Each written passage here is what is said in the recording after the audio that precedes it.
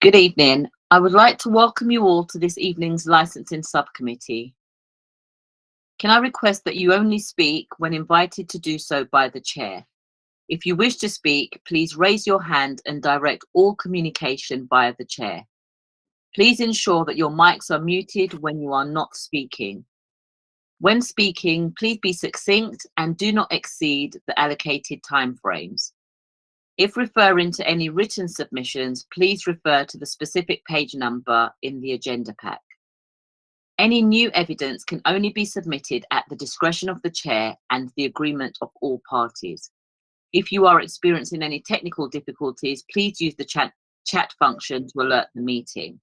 Please do not use the chat function for putting formal questions to the subcommittee. Any persistent disruptive behaviour will result in removal from the meeting. Once the application or your application has been considered, you will be asked to log out of the hearing. Please do so promptly so that councillors will have the opportunity to deliberate and make a decision. Each party will be notified of the decision within 5 working days. However, if you contact the licensing service the following day, you will be given a skeleton decision. At this point, I would like to hand over to members and request that they elect a chair. Thank you. Thank you. I nominate Councillor Susan Fajano-Thomas.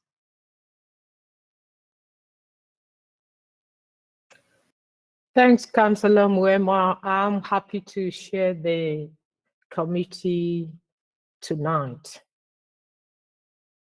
So can I welcome both applicants and objectors to tonight's application and any other officers on this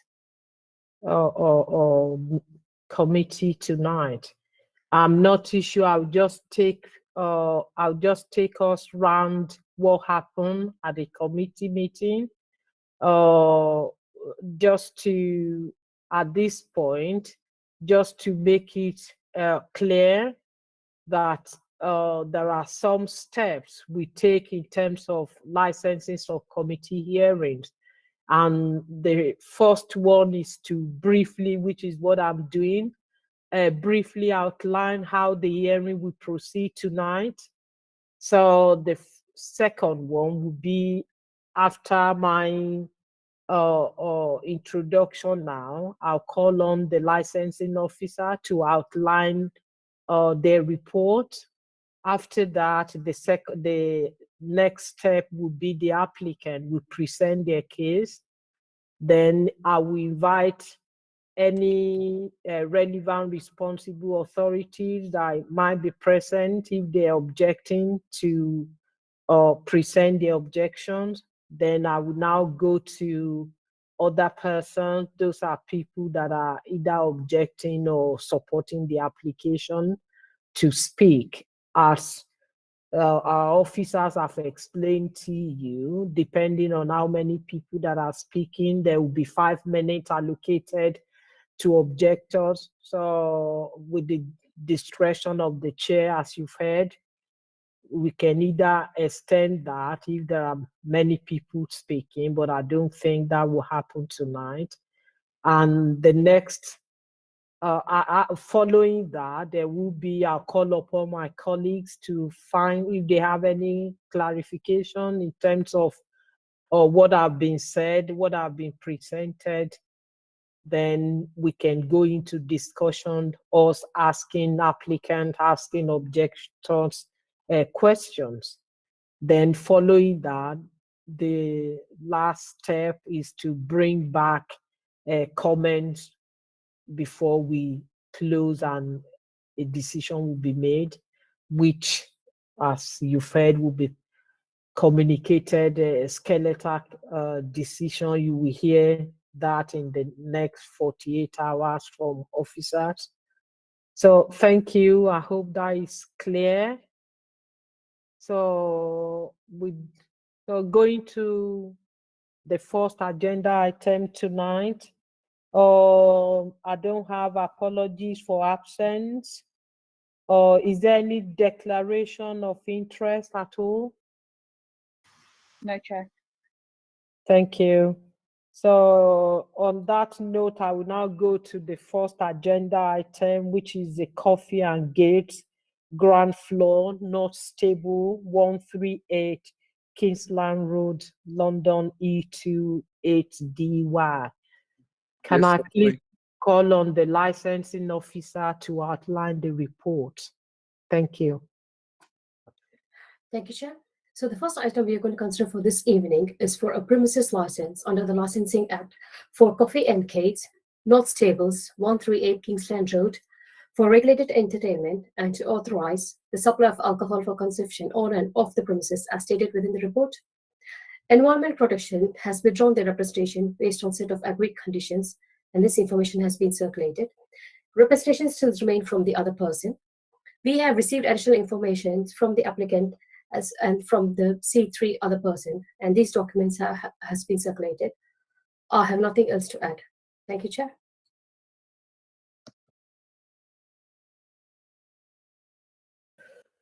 Thanks very much. Tonight, going to the responsible authorities in attendance. Tonight, the responsible authority we're supposed to have is the environmental officer, which at this point, their objection has been withdrawn with conditions. So I don't think George is in attendance tonight. No, thank you.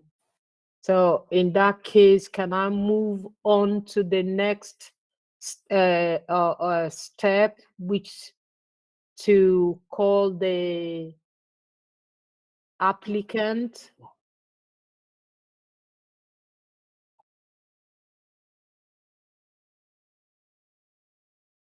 Sorry.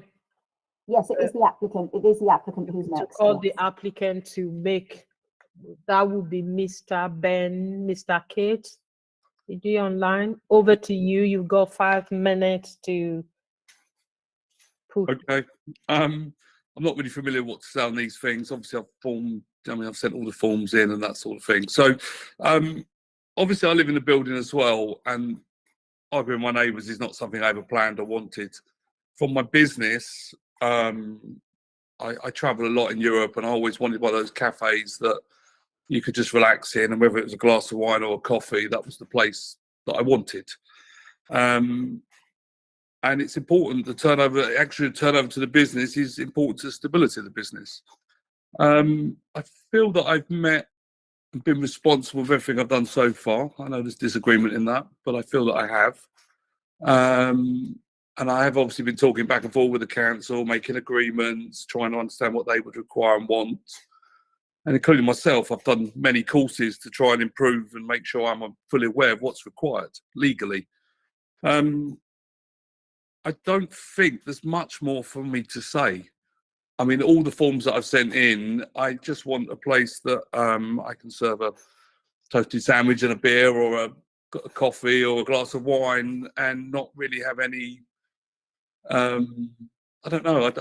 I really don't know. I don't want a nightclub in there or anything like that. I mean, the odd night I might want to sell cocktails, or I might want to do a cheese and wine night or a film night. It's something for the community. And I have a lot of customers that have been asking me, including in the building.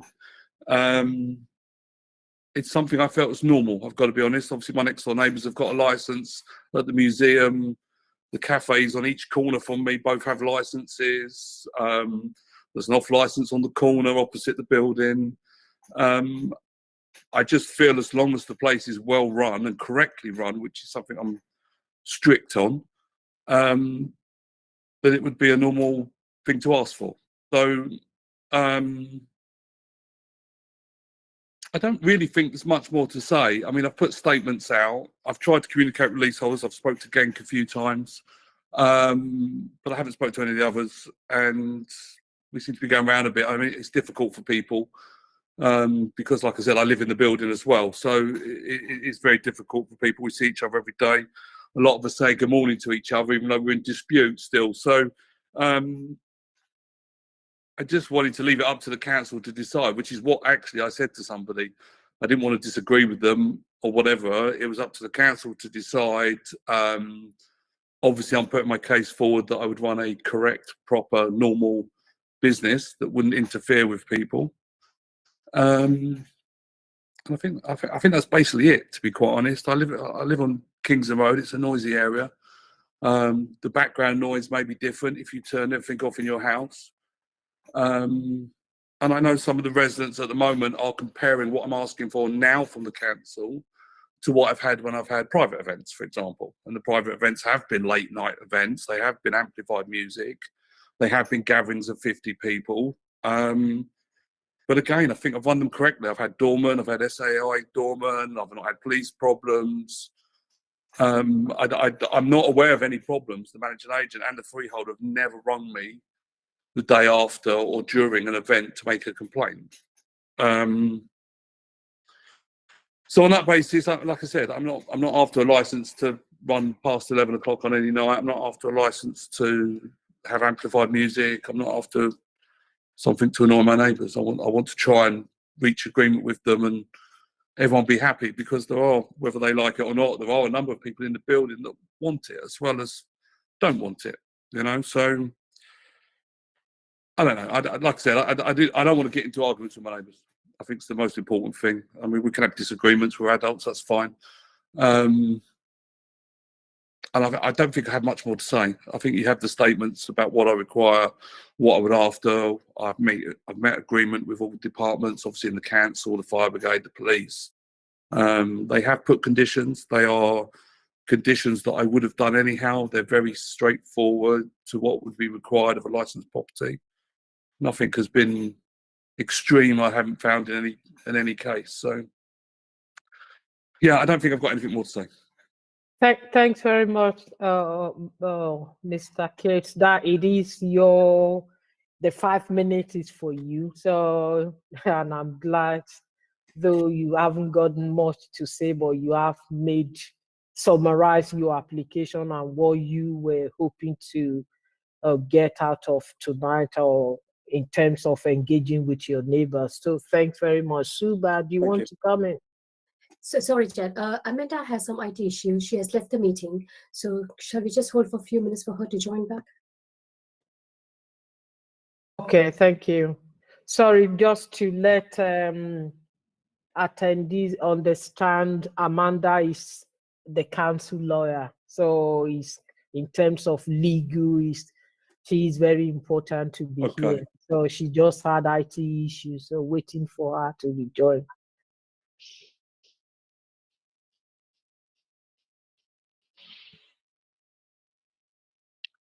Okay, maybe we can take a brief adjournment for a few minutes until she returns. So please feel free to mute your mics and turn your cameras off should you so wish.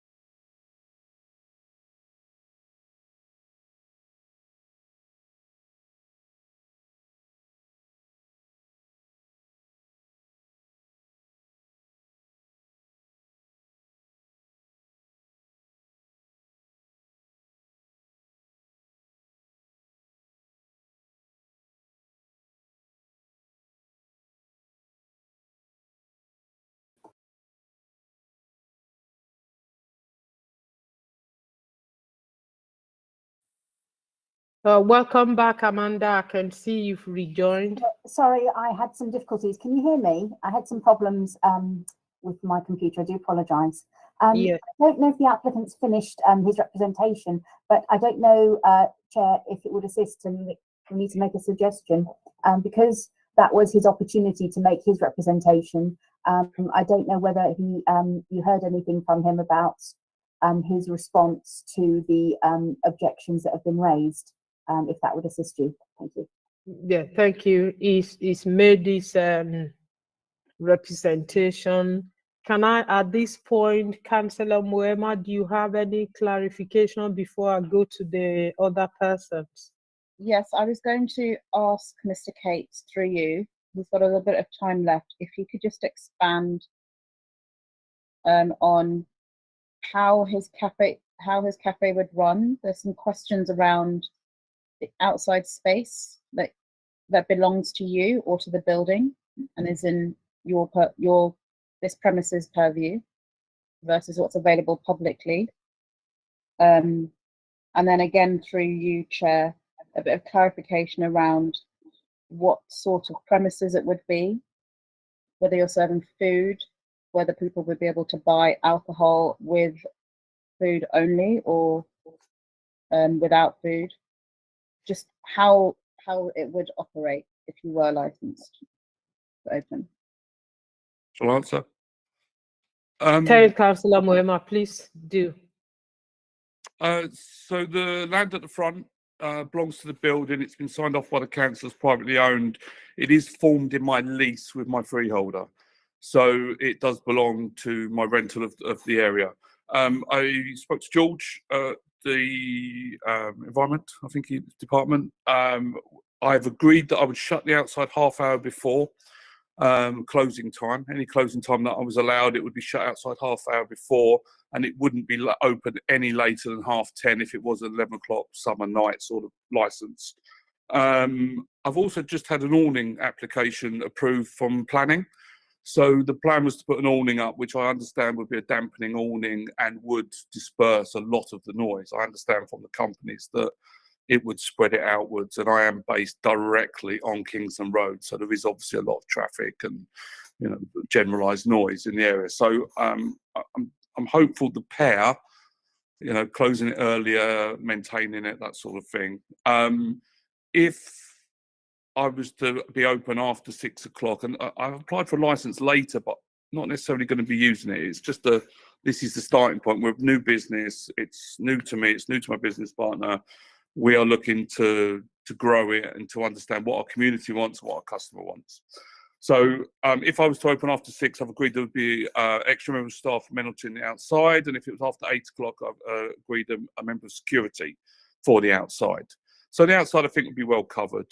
I know there's one of the events I had, it was the heat wave in July and it spilled out. I did have a doorman there, but that was trying to keep people, but it was a heat wave. I realised I learned from that. Since then, I've got my own personal licence, so I understand the laws, but also I've got barriers. So I've had events since that event that haven't spilled out. So I understand the impact on the pavement, and I would be buying, if I got the licence, I'd buy barriers actually.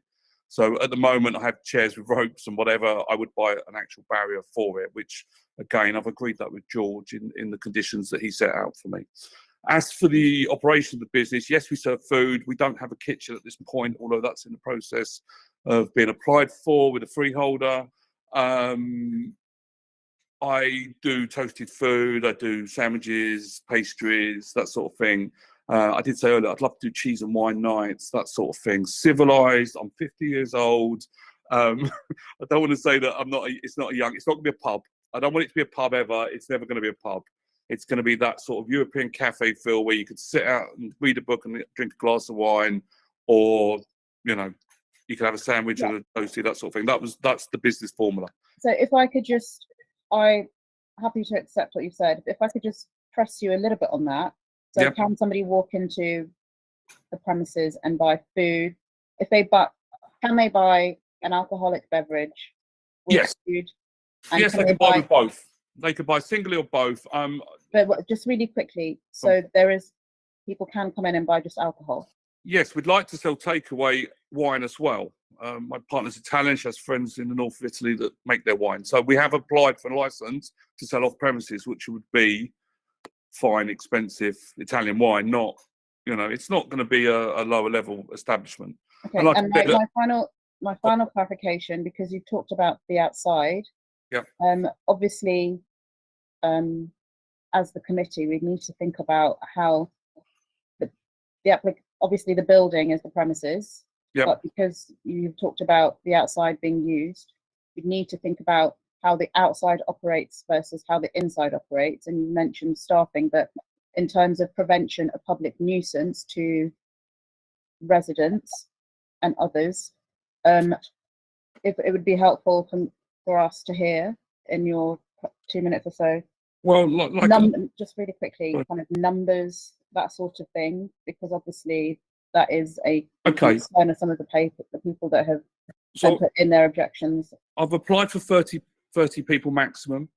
I have currently 8 tables. I'd like to increase that to 10. And there's plenty of room for that with a 30 maximum on there. It's tables, it's not standing, and like us, we'd get the barrier. We do have a separate entrance. It's not. I know it's been stated in some of the objections. Maybe we're in the same entrance. We're not. Well, I've got a separate door for the cafe, so it would be barriered off at the end, sectioned out. I don't see there being a disturbance from it. If it's barriered and separated, yes, there might be people there sitting, but there's people there in the day sitting now. And technically, I could open till 9, 10 o'clock now. Okay, and just but sorry, not with alcohol. So okay, and then things like smokers, how you might move people on at the close of business to again avoid disturbance to neighbours. So again, we would obviously ask them politely, correctly. Use manners. We're going to put signage up. Like I said, if it's after 8 o'clock, there would be a doorman or 2. George has actually requested if we do any more events that we have 2 doormen, and agreed 1 doorman and a member of staff for the other. I mean, I've had events and not had problems outside with people screaming and shouting after the event. They've moved on quickly. We've asked them politely. They've moved on. And smokers, we provide our clients. I mean, I have a running joke with the road sweeper friend of mine that I sweep my pavement before he gets there in the morning. I'm clean. We're clean. We're tidy. We're organised. I've been agreed. I have to have a sand bucket with the lady I spoke to, Catherine, I think it was. Again, I've met all these agreements and I've agreed to them, and I've actually had ongoing discussions with them before. They didn't just send me what they wanted and then I agreed. We had discussions about how it would work, why it would work, what I would need to do, what my responsibilities were, and all that before agreement was made. So I feel that smoking, again, when I get the awning, I can always put you can get those water vape spraying things that take the smoke out of the air. I'm happy to do whatever within reason is recommended to me. I want to run a proper place that's not. Thanks, Mr. Kate. Amanda, you want to come in? Yes, Chair. I don't know if it would assist you to clarify the position about the LP6 policy for the external area to be not used after 10 o'clock. I don't know whether or not that's applicable or because I note that the applicant has said that they will be closing 30 minutes before closing. But after 10, we normally don't encourage the external area to be used after 10 o'clock. Thanks very much, Amanda. Actually, I want to or ask Mr. Kate about this external area we're referring to. I know the building. Obviously, we live in Hackney, so I know that building. Okay. That is actually the pavement. To me, is like the pavement to Kingsland Road. Yeah. I don't know where the external area where you say you got freehold, what you are talking about. Are you talking about having a freehold on the public pavement, or are you talking that you've got the trading pavement license? Those are two different things. You're correct. The pavement isn't actually a pavement. Half of it belongs to the building, and I've got emails from I want to say Julia from Shopfronts. It appears on our boundary and our land measure. I have sent this in actually to prove this. We've also been billed for repair of pavement on our side. There are boundary markers that were fitted by TfL. So actually, half the pavement still historically was the buildings, and it was never adopted by Hackney Council. So it's always belonged to the building. It has got boundary markers in the pavement.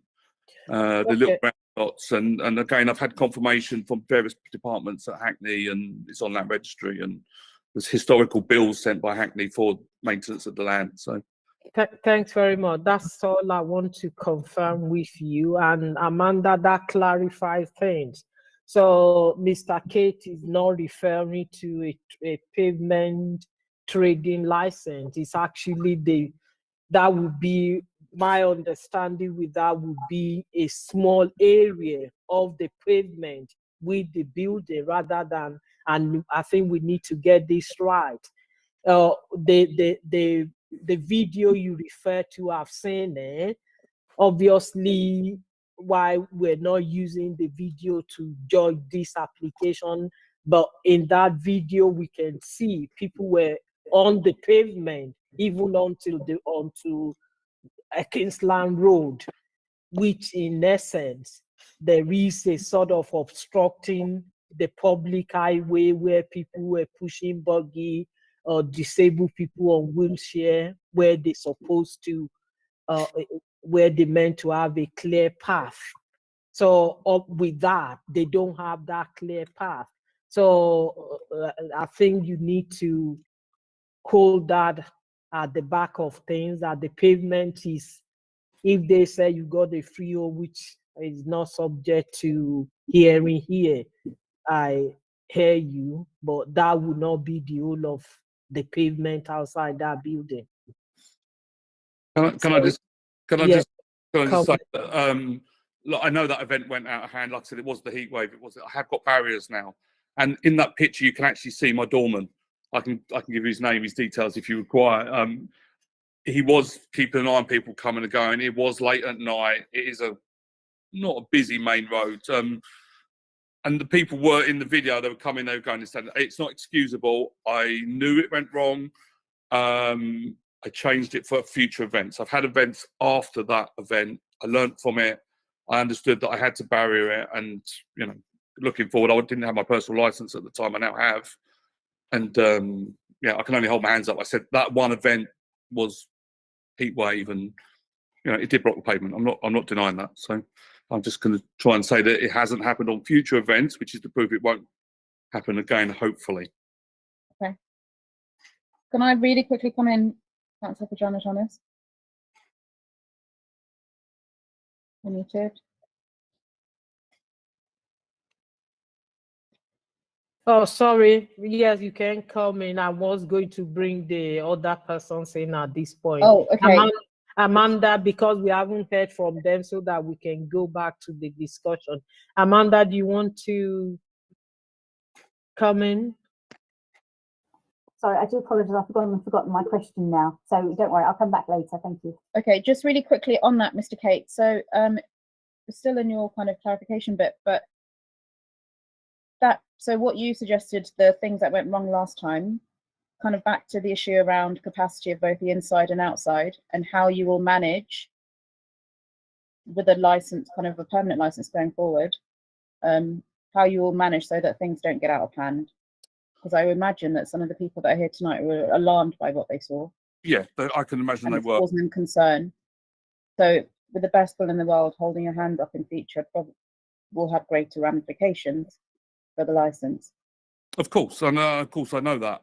Like I said, I mean, I would buy a barrier if I started selling alcohol. It was a birthday event, so there was a group of younger people that we know, and there was amplified music, and it was the heat wave. It was a lot of different community stuff. I wouldn't have that many people normally. I don't feel. So what would be your capacity for inside?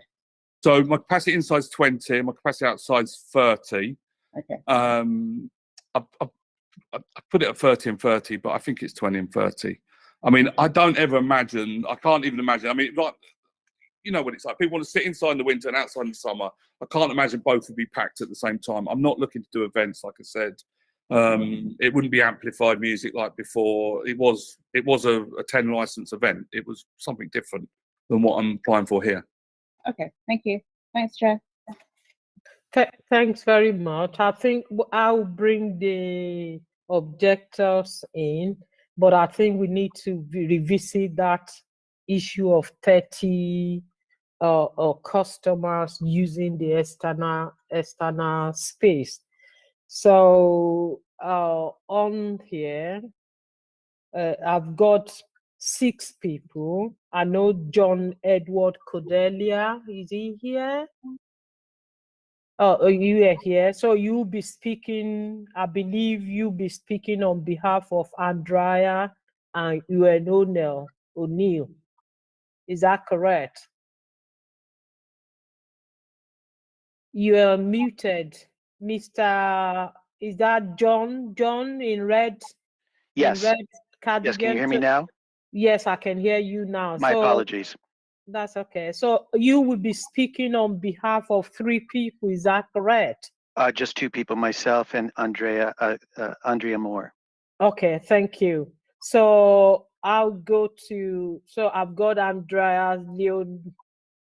I've seen Leonido. You are here, you'll be speaking. Or Jill Lamani. I've got Jill, I can see you on the screen. Yes, I'm here, but we'll have to agree on the timings. Okay. Yeah. And you got Rupert. Is Rupert here as well? Rupert Bucket. No? I believe he was unable to make it. Okay, so which means we got 3 people that will be speaking. So what I'll be saying, sorry, Andreas, I'll call you. Sorry, go ahead. I just want to say that I'm representing Owen O'Neill, so I'll be speaking on behalf of myself and Owen O'Neill. Thank you. So what I would do is we've got 3 people, so I will ask you to speak 2 minutes each. If you can take 2 minutes, 2 minutes. But can I just, before you start your representation, that we are here, we can only deal with objecting or what objectors, your need to be what is material to the licensing objective, which will be the prevention of crime and disorder, public safety, prevention of public nuisance, and the protection of children from harm.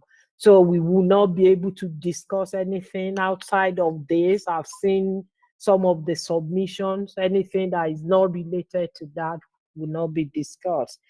So I will now go to John first. 2 minutes. John, over to you. Thank you. Yes, thank you. I think in essence, the issue is that we'd like to point out first is Mr. Cates lives in Shoreditch Stables South Building, not North Building. It is a new build and is a partial footprint in front of Kingsland Road, whereas Shoreditch Stables North Building is the full footprint, as well as as well as housing Coffee and Kate's. So the interruption to Shoreditch and Stables South is very little in comparison to Shoreditch Stables North. In addition to that, what we should point out is that the entrance to Coffee and Kate's is within 1 meter to 2 meters away from both entrances for Shoreditch Stables South and North, which could create a problem for safety, whether it's for fire, whether it's intimidation, or people who are being overwhelmed and trying to get in or out of a building, families or visitors.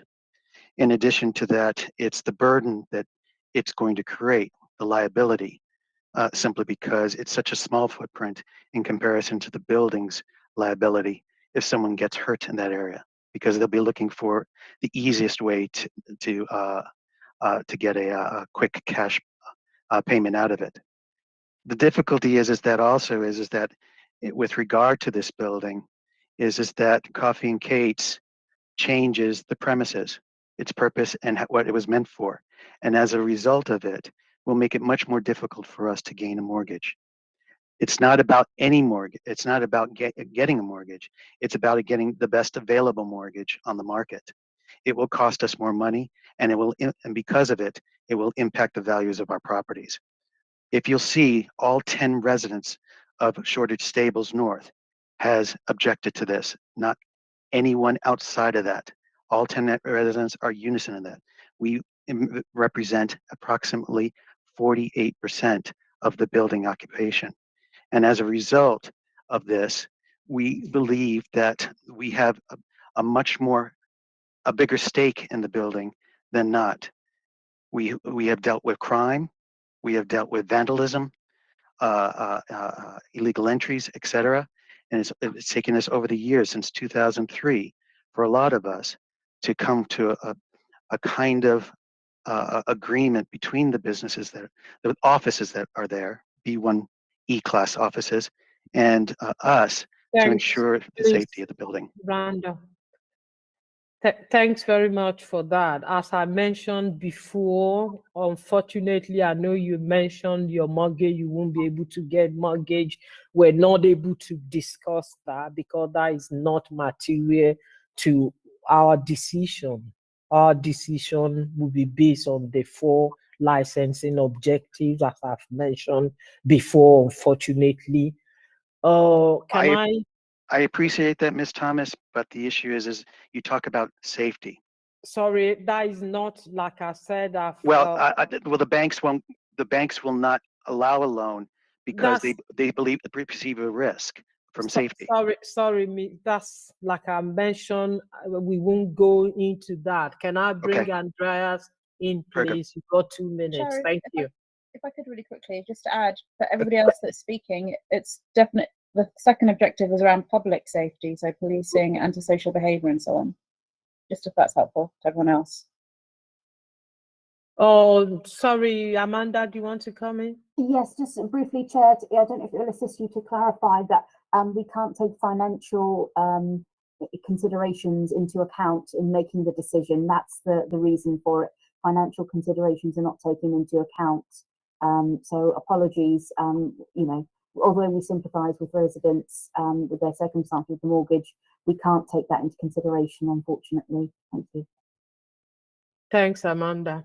Sorry, Andreas, you want to come?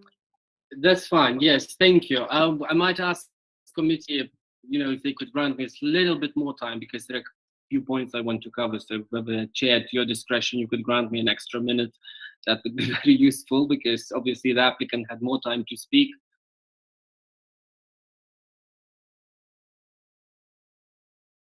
Sorry, please, I'll stick to the 2 minutes. Thank you. Okay. So I'll start with it. So basically, I would like to object on the following basis. First of all, my personal experience of crime in Hackney, because with regards to Hackney's licensing policy principles as established there. So it's no surprise that the more drinking establishments are there, which, you know, this will be a drinking establishment, not a cafe operating till 11 o'clock, the higher the crime is. And I experienced that as LGBT person on Shoreditch High Street. And now I take the bus in order to avoid the Shoreditch High Street. Unfortunately, I won't be able to avoid that crime in relation to drunken people on my doorstep. I can't take the bus and to go to some other area. Now, with regards to specific Hackney licensing policy obligations, so Section 120 states that Hackney has developed alcohol reduction strategy. I can't see how another spot in an area will help the wider alcohol reduction efforts within the Hackney Council. The another point to note is the crime in our neighborhood. Our postcode is within Haggerston Ward.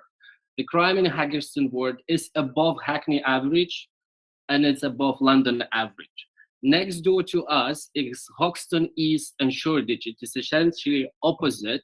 The crime rate is there 26 per 1,000 of residents. Again, higher than Hackney and London average. So by opening another establishment that is solely focusing on serving alcohol, it will aggravate problem only worse. Section 1.21 of Hackney's licensing policy statement also has some obligations with regards to residential community by safeguarding our quality of life, by creating a safer and more pleasant environment. I can't see how having a drinking establishment which applicant has materially omitted will help with our safety and well-being in our building. The applicant doesn't meet the criteria for licensing principles. Principle 1, applicant disregarded the fact that it's a mixed-use building residential property. He hasn't contacted us. He hadn't discussed our concerns. All our concerns have been disregarded. Licensing policy statement 2. Again, as I said, it will contribute to the increased crime because alcohol and crime linkages. It will have negative impact on the neighborhood. It will have negative impact because of noise. And we had negative experiences with those temporary events that he was been holding. We've been suffering, and we have complained to the council, we complained to the freeholder. Thanks very much. If you want to round up. And yes, and the final statement is the policy 5, that he doesn't have a planning permission to operate as a drinking establishment. So all I would say, there is a disproportionately negative attribute onto the residents, or to the residents of the building, as well as to the wider community, versus from what this specific applicant will be gaining. So it's just simply not fair for the premises licenses to be granted. Thank you. Thanks very much. Thank you. Can I just again, just to inform you that what we do here, this is a license hearing. It is this regime is different from planning. So we cannot take account of not having, they would need, Mr. Cates would need to make a separate application for planning to operate there. So we're not making a decision around planning tonight. It would be based on the license for these premises, just to make that clear. I'll now bring Mr. G. Lamani in. 2 minutes. You as well. Thank you. Sorry, Andreas, I'm moving on. Thank you.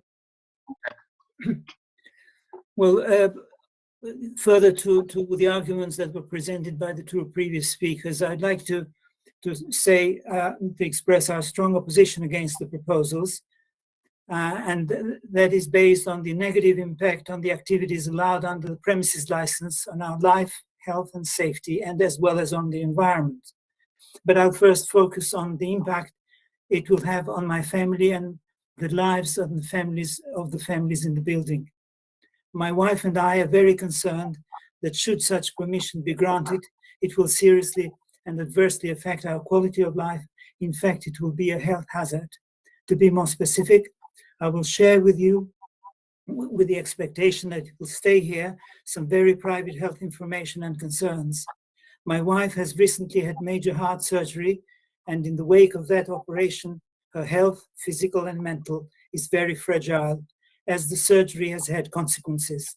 As a result, she is under constant monitoring and needs constant care, and has been specifically advised to have proper sleep and avoid stressful situations or events, because any distressing events will worsen her heart condition. And if that happens, in the context of her operated art and sensitivity, it may become a matter of life and death. Our bedroom is only 2 floors above the cafe, or said otherwise, there are 2 floors separating the cafe and our bedroom, and we can hear the disturbance noise coming from the cafe. The fact that I personally complained to the applicant about the noise following one of the 10 events he hosted shows that we are directly affected, and the disturbance was unbearable, although the applicant has tried to play down or dismiss the impact of the noise generated by the cafe on our flats. A license permitting the sale of alcohol and late night entertainment with drinkers loitering in front of the block's entrances will also affect the security of the building and disrupt the lives of the families. The gatherings of cafe guests and drinkers outside the cafe in front of Shoreditch Stables North building, as seen during the previous TN events, will make it easier for any intruders to sneak into the building, threatening the peace and quiet and security and the families living in the building, including threats of bodily harm, theft, and property being vandalized. And just to stress about talking about the space inside or outside, the space, I don't believe the space inside the building is big enough for 20 people. It's much smaller. So, and with only 1 toilet, which is inside the kitchen, that the inside is not suitable for being in such an establishment. You will find it in the documents that have been submitted. Thanks very much, Mr. Lamani, and to other residents who were here tonight. This will be the time. Be rest assured as we go on that both Councillor Moema and myself, all what you said, we're going to pick it up and ask questions around it. So it's now for us as members to be able, in order to help our decision, we're going to ask questions. And can I just come in, Mr. Kate? This premises, is it soundproof? Sorry, you are muted, Mr. Kate. Sorry, no, it hasn't got any special soundproofing, although I've got a bin store one side and a commercial unit the other side. So I would look at it if advised, but no, it hasn't got any special soundproofing. Suba, does George, the environmental protection officer, think with the level of, I believe there will be times, Mr. K, that you will have with your application, you will have amplified music, which most of the time, as you've put in your application, will just be non-amplified No, music. sorry, But I won't have amplified unless it's on a 10 license separate, which I understand I can apply for 10 licenses separate than an outstanding license. So the idea of the business would be cafe with a glass of wine. It wouldn't be events, it wouldn't be a drinking place, it wouldn't be those things. But I don't know if that meant that I'd stop events. Maybe I could reach agreement with the neighbours and say this is what it'd be, that's what it would be. Or they'd still be ongoing. But my system's built in and it has no base. That's fine, Mr. K. That's all I want to find out. Suba, in terms of that, in terms of at this point in time, do we think a condition around soundproofing? Because most issues raised here tonight is being around the noise and nuisance to neighbors. What do you think would a condition on soundproofing, on improving sounds in there, would that be acceptable? Amanda? Chair, I think unless the Environmental Protection Officer has actually suggested soundproofing or a sound limiter, I don't think that we can add a condition without consulting with them further on that particular point. All we can do is suggest that that they check with the Environmental Protection team, because we don't want to put an unnecessary onus on the Environmental Protection team to monitor something which they can't do. But only for the applicant maybe to check with them about the sound in the property. Can I add something quickly? Can we pull that? Is it possible to ask George around that? Mr. Kate? Please. Yeah, I have a DB reader and I have been doing checks, and part of my lease with my landlord is to do a diary of DB readings from certain points in the building. So far, when I've had the stereo in my cafe on full, and I've done it at 6, 7, 8, 9, 10, 11, 12 at night, it cannot be heard at all from the second floor up. Now, that is with my front door shut. So I don't know if I'm going to have open people. I wouldn't have it up full, by the way. You wouldn't be able to talk. But I have been reading that, and it is part of my criteria in my lease agreement with my landlord to do, if I got a license to do DB readings, and that's what George has agreed to that as well. So I know he would check separately, but that's what he's asked me to do. Okay. Thanks very much. Councillor Moema, would you like to comment? Yeah, Actually, sorry, Councillor Moema, before I go on, the basement, I know we have been talking from the ground floor today. What is in the basement of this building? Commercial properties, both. Well, John has said that North Stables and South Stables are different. They do have different entrances, but it is still 138 Kingston Road. So in the south, there's a basement at the back, and in the north, there is a basement to the Pearson Road corner. Thanks very much. Nothing under the cafe. Okay. In moving on, one of the objectors, I think, is Mr. Kudelia as well. This issue of the entrance to the residential area Yep. What do you intend to do to keep, if we're mindful to approve this license, to keep patrons Well, away from blocking people coming home in the evening and well, people are I've already gathering? said I will put barriers up. So I will have a material barrier around the land. So that would stop people coming in anything other than the entrance to the cafe. The cafe entrance is actually 9 meters away from the door of North Stables and 1.5 from South Stables. That's the entrance, not the unit. The unit is much closer at the end of. Okay. I mean, like I said, it will be staffed. I actually evicted a post thief last week. I had the police involved, came down. I've actually caught him after 8 months. I physically evicted him and the police came and arrested him and everything else. So I'm actually someone that is quite aware of the building. And I actually, through my other company, work for the freeholder.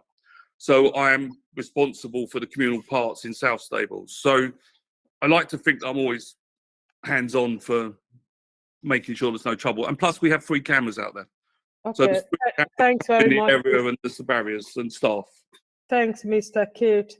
The other thing that I want to ask you is what you just mentioned in terms of the engagement with your, this is a building with many residents. What was the level of engagement you have with people that live above this premises or this cafe? So most of them are commercial, so not obviously on here. The commercial tenants, I spoke to them because I know them personally. Genk I did speak to. It wasn't actually a 10 license that disturbed it. It was us working in there and being silly with the sound system and being late. But, you know, I made an agreement with Genk that I wouldn't apply for any event licenses after 11:30. And before that, they were 2, 3, 4 in the morning ones. So I do like to feel that I have tried. I mean, I obviously have a business to run, but also I have tried. No one else here has contacted me negatively on this group. And I have contacted the managing agent, who's an Arthur Kravitz, and asked him to forward emails and speak to anyone and set up a meeting if he wants. But I understood that wasn't wanted. Sorry, Mr. Kate, you are not answering my question. You are the applicant, you are the person who is going to run this business. My question to you is that, have you had any sort of engagement with your neighbors who are the residents? We want to support you as a council. We want to support Hackney to thrive, to have businesses that are thriving. At the same time, we want to balance it with our residents being able to have a good night's sleep. Of course. And part of that is you as a business owner to reassure your neighbors that, okay, I'm going to start this business, but I have you in mind as a business owner in the same building. That is my question. Have you had any sort of engagement with I have had no direct engagement with the applicants. However, I have tried to contact them through the managing agent, which I understood I was told to by the freeholder to do it that way, because I know some of them don't actually live in the building. So I haven't done that. I would happily sit and talk to them. I would happily make an agreement with them, as long as it was a reasonable agreement. And I did start in my statement at the beginning by saying I don't want to fall out with my neighbours. I want to be fair. I want to understand what the problems are. I can't rectify a problem that hasn't happened.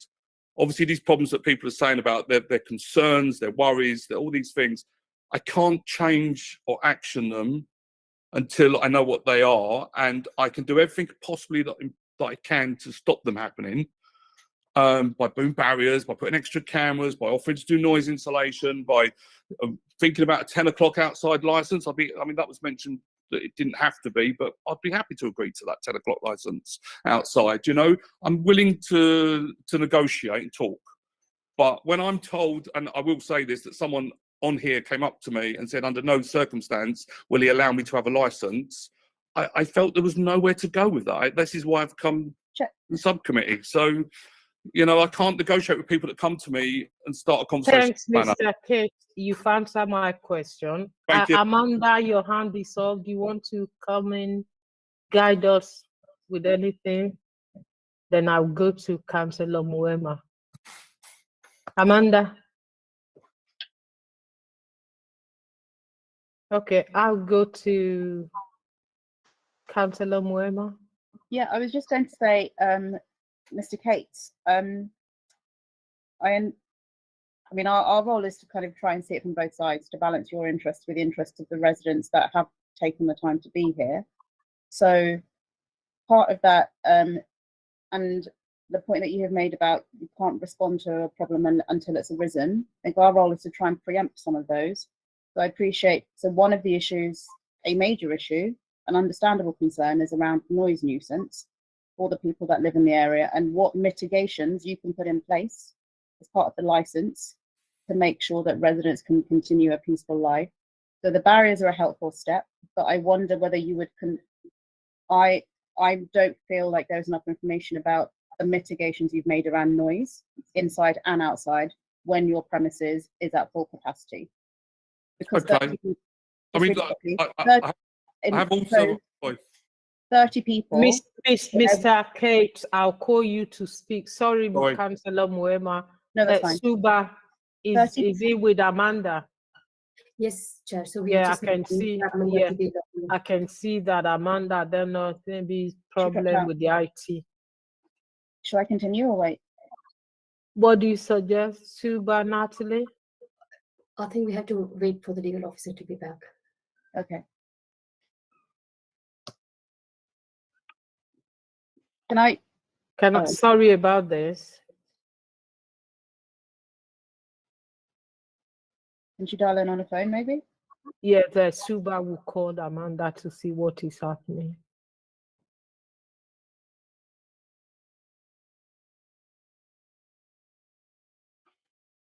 I apologize for this. It's one of those things when you're working remotely.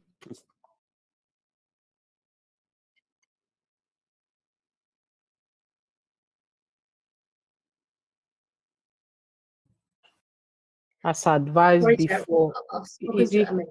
She's going to try to join by phone as well to see. Okay.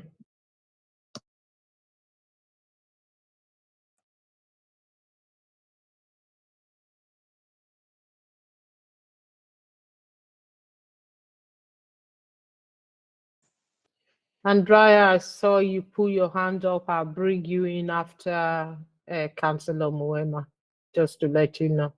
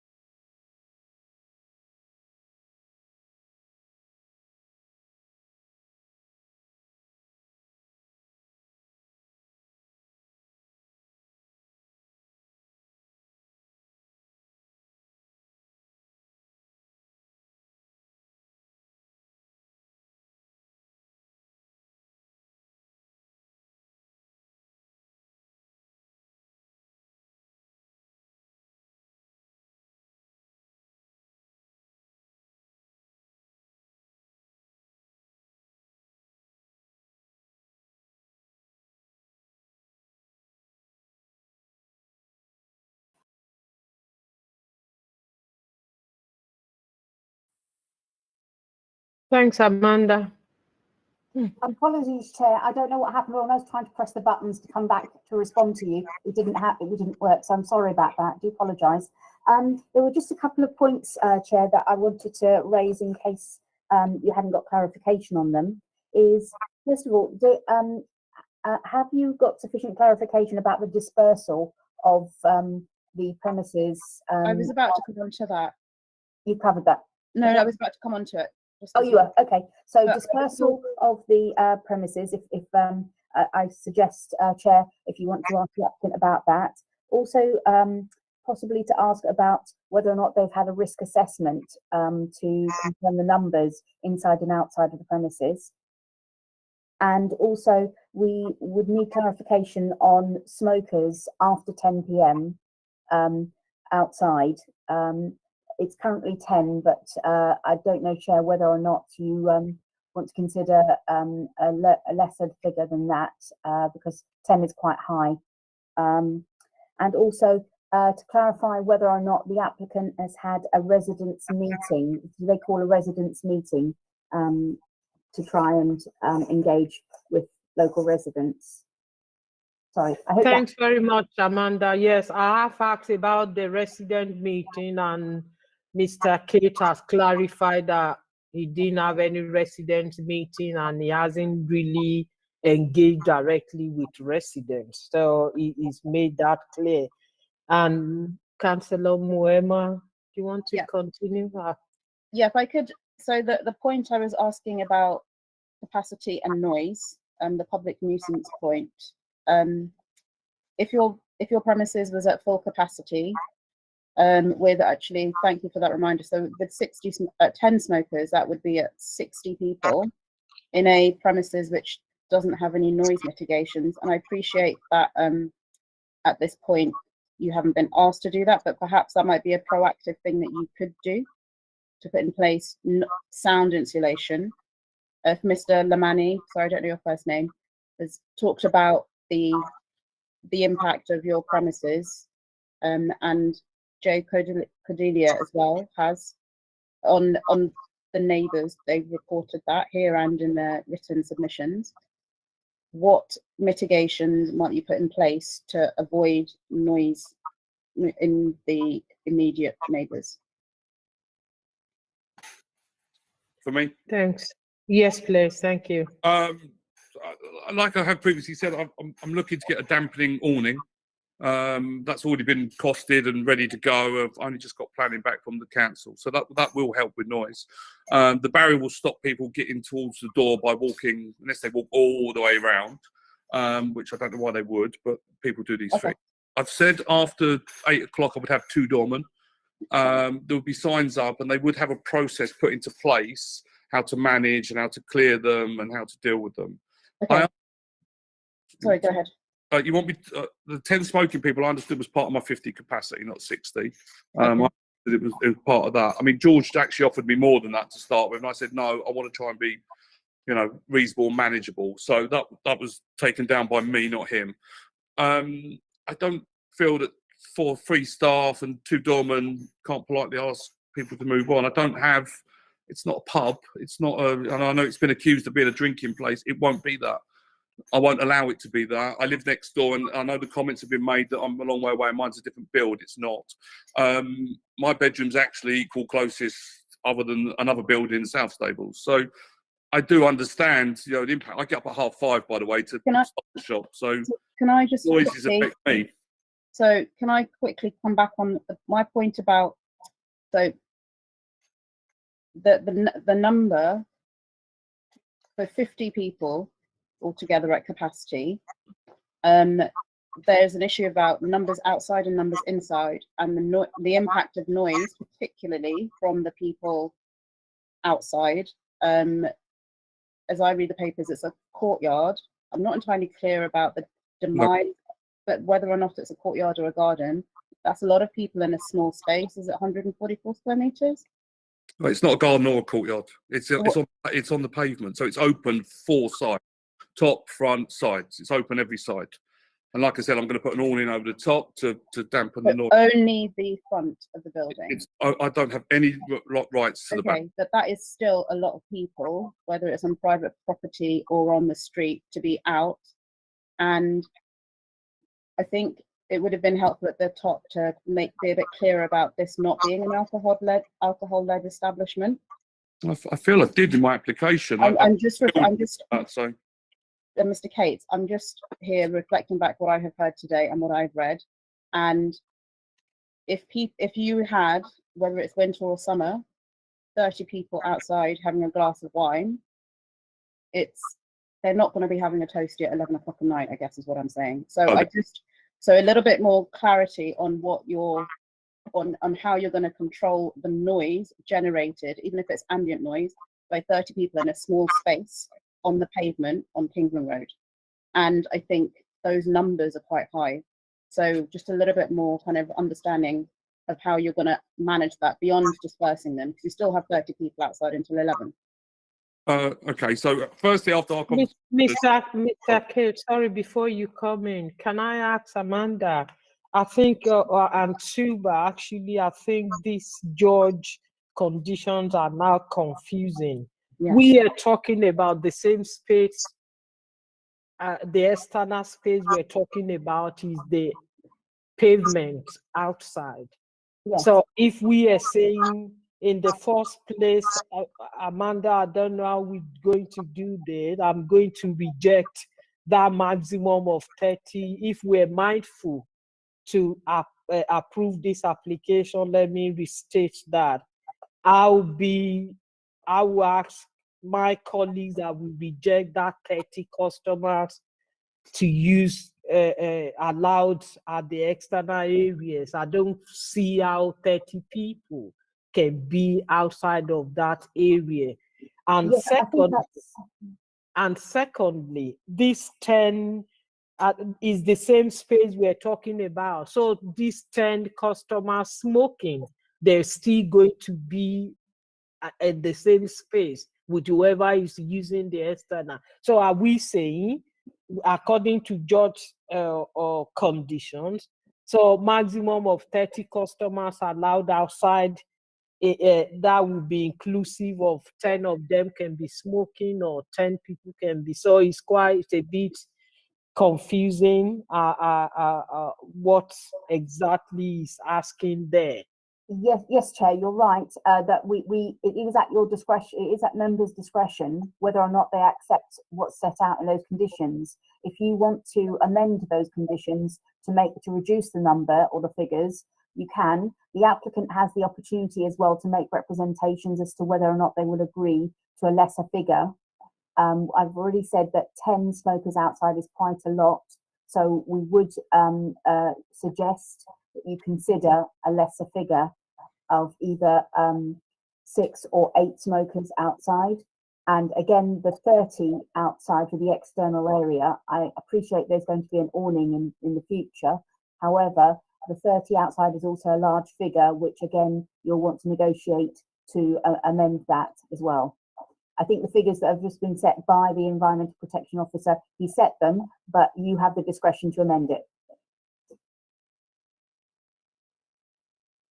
You're on mute, Chair. Mr. K, do you want to come in? I can see both Andreas and, sorry, I don't know Mr. Cordelia's first name. We want to make this as informal as possible. Want to come in? Do you want to respond to those questions from my colleagues and what we just, Mr. Cates?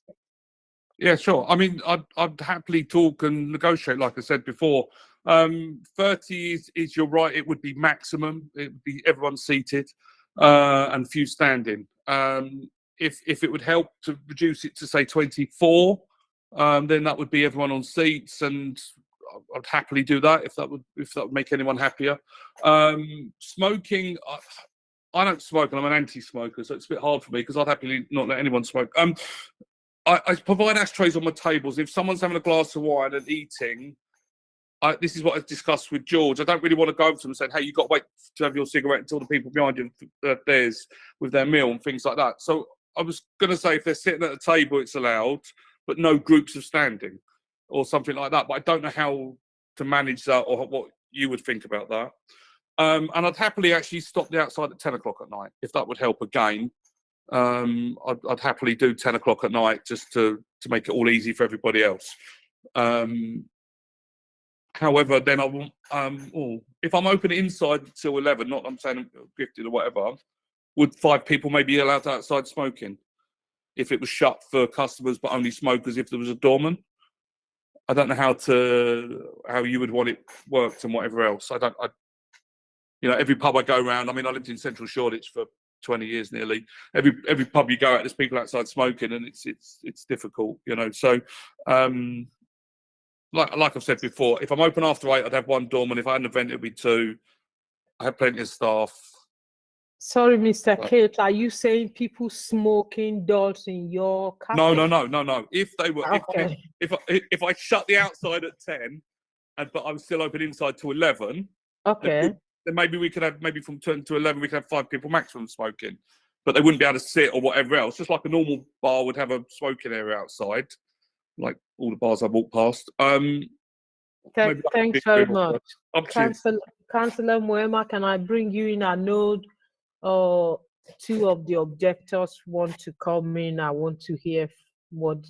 Yeah, I'm happy to hear from the objectors on their views on that. I was just going to say that each of the applications is on a case-by-case basis. So some places have nobody outside after 10. Some people do have the place. It depends on the neighbourhood and the context.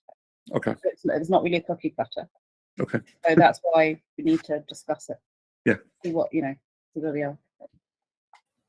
Chair, I would suggest that we ask the licensing officer if 5 outside would be acceptable if the external area is closed at 10. Thank you. That's right, Chair. We could just propose a condition that will be no maximum 5 smokers after 2200. Okay. Thank you. Thanks very much. Andreas, you want to come in?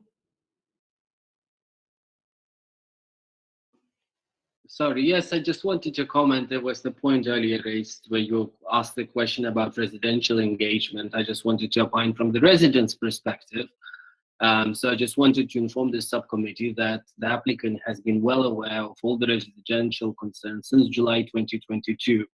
The committee was originally scheduled to take place in December 15th. The applicant has withdrawn the application in order to mediate. At no point since July 2022, either of us have been approached to discuss any of our concerns. So as a residents, we do not have trust in the applicant that he will actually is interested or actually willing to listen to us and make necessary adjustments.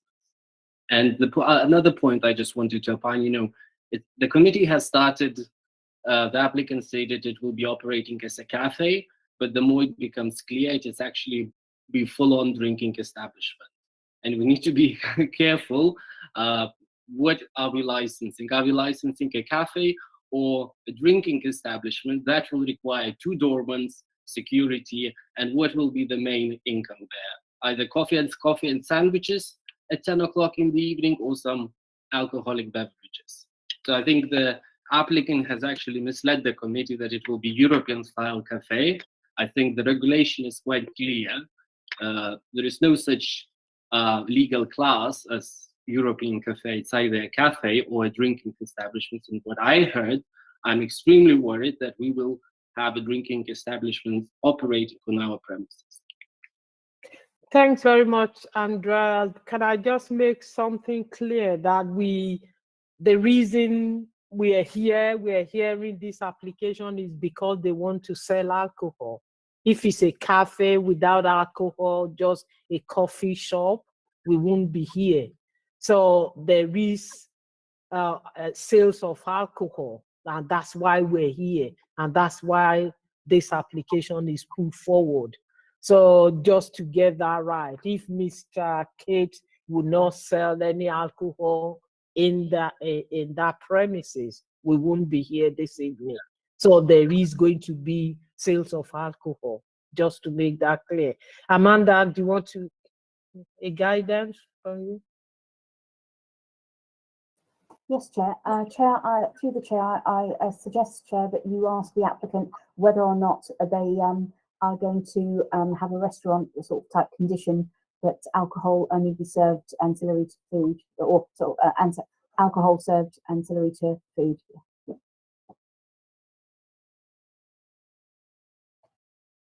Thanks very much. Mr. Cage, do you want to respond to that? Yeah, it will be either or. The food will be available, but if someone wants to come in and have a glass of wine, then yes, they can have a glass of wine.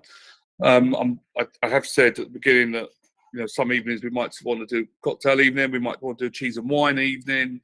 We want to do different nibbly foods in the evening than we do in the daytime. So food definitely 100% will be available. It will be different food. It won't be a sandwich or pastry. We would look at what our options are for that, and we would serve some form of food all through the period, well, till 10 o'clock. But if someone came in and said they just want a glass of wine to sit and read a book, then that's up to them. Thank you. Mr. Cordelia, can I bring you in?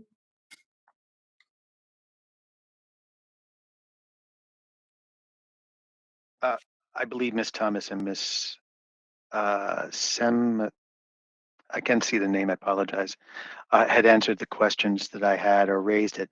The only other thing I'd like to point out is actually the dimensions for the outside space that's public versus private is somewhat skewed. It's about 1/3 private and 2/3 public space outside on the pavement. And the reason why I know that is that a single car can park between the building and on the pavement, and it being considered private versus the remainder of it being public space that TfL monitors and manages. Thanks very much for that clarification. I think we know, or I know that as much, that the whole pavement cannot be private, which is why I was asking Mr. Cates earlier on whether he's got a pavement trading license. I'm mindful to start to round up, but let me go to Mr. Cates. You want to respond to? Yeah, I just want to say I think I've provided the boundary lineage, and it's actually in a line, and it gets wider and thinner at different points, but there's always 1.8 meters for the pavement. You shouldn't park a car there actually, because you're crossing a red line and it's a ticket. But he is correct that it is the width of a van, small van, that the land belongs to. It's actually 2.4 meters. So I can give dimensions. It's all on the plans that I've supplied. So if anyone wants dimensions, they can have them. Thanks very much. We're going to start rounding up, but before we do that, sorry, Suba, I was going to call you.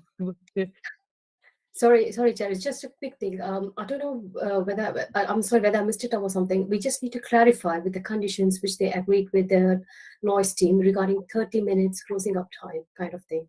So I don't know whether that point was discussed. So thanks very much for bringing that to, and that is condition, Mr. Cates, that is condition 4.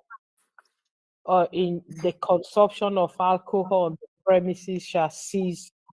Do you have that conditions that George sent you?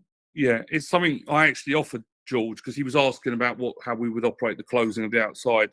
So I said to him, whatever the closing time was set inside, we would shut the outside half hour before to ensure peaceful and quiet people leaving, and they weren't still sitting outside while we were closing.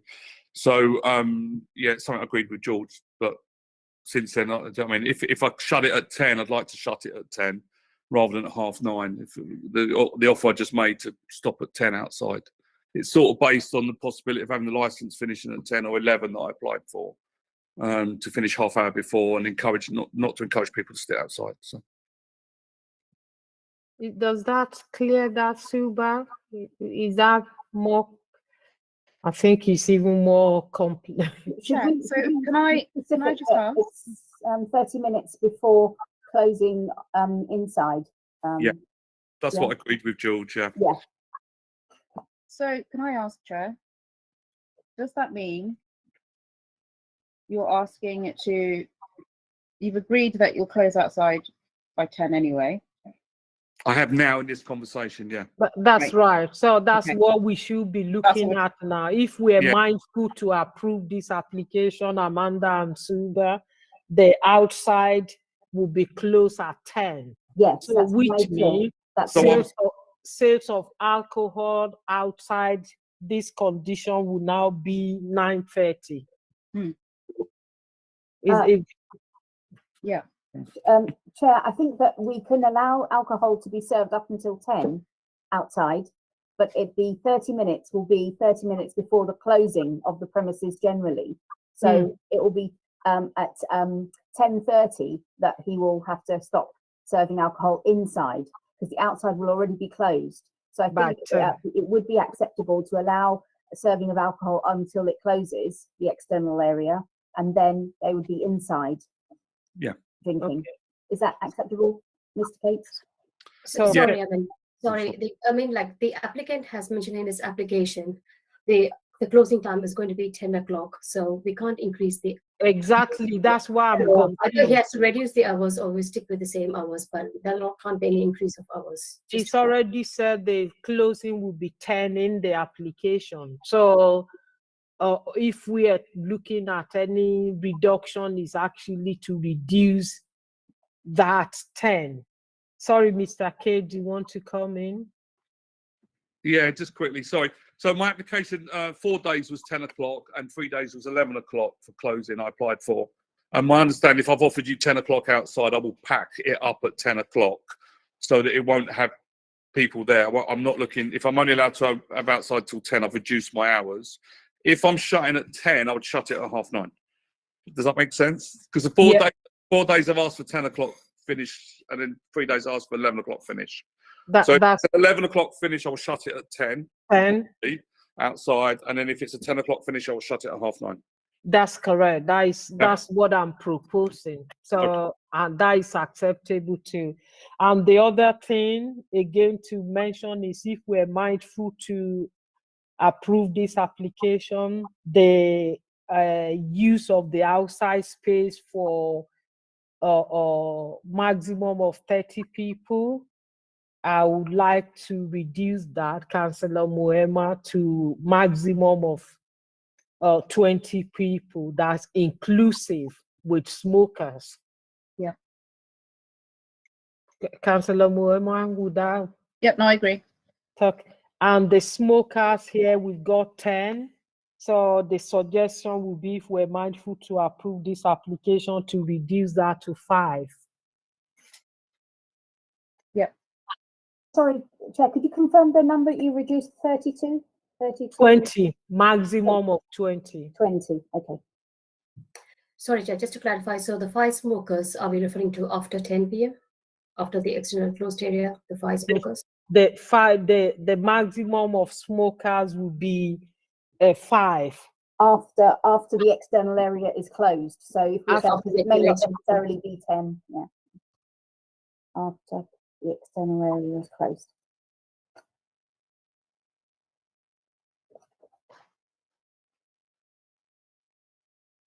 No, can I just Yeah. whilst we are looking at clarifications, and I would appreciate some thoughts from the objectors as well as Mr. Cates.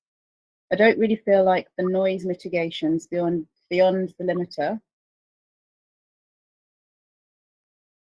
that there could be potentially more to explore to make sure that there isn't noise leakage from your building to other places beyond the awning.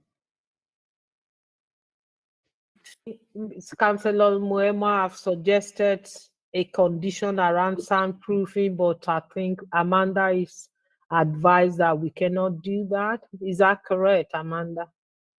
We need to consult the EP officer. I mean, do you agree, Suba, or do you think that we can, you know, I think we normally would need to check with them because we don't want to bind them to any conditions which they haven't had any input into.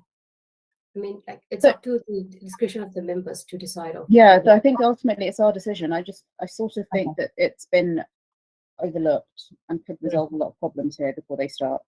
Okay, all right. Okay. But I would, yeah, I don't know from objectors. We could propose a condition, and I could check with the EP officer if there's any issues with it. But Amanda, with that though, if it is the case that we decide to impose a condition, which within our policy we can, yeah, then the EV officers will have to sort of just make it happen. All right. Okay. All right. Sorry, can I just ask the objectors and Mr. Cates their views on what, if that might be helpful? In terms of the noise. Yeah. Maybe start with Andreas. You had your hand up. Yes, I think in terms of the noise, you know, it is very loud when Mr. Cates runs an event, whether it was temporary event, and I don't think that the awnings will help.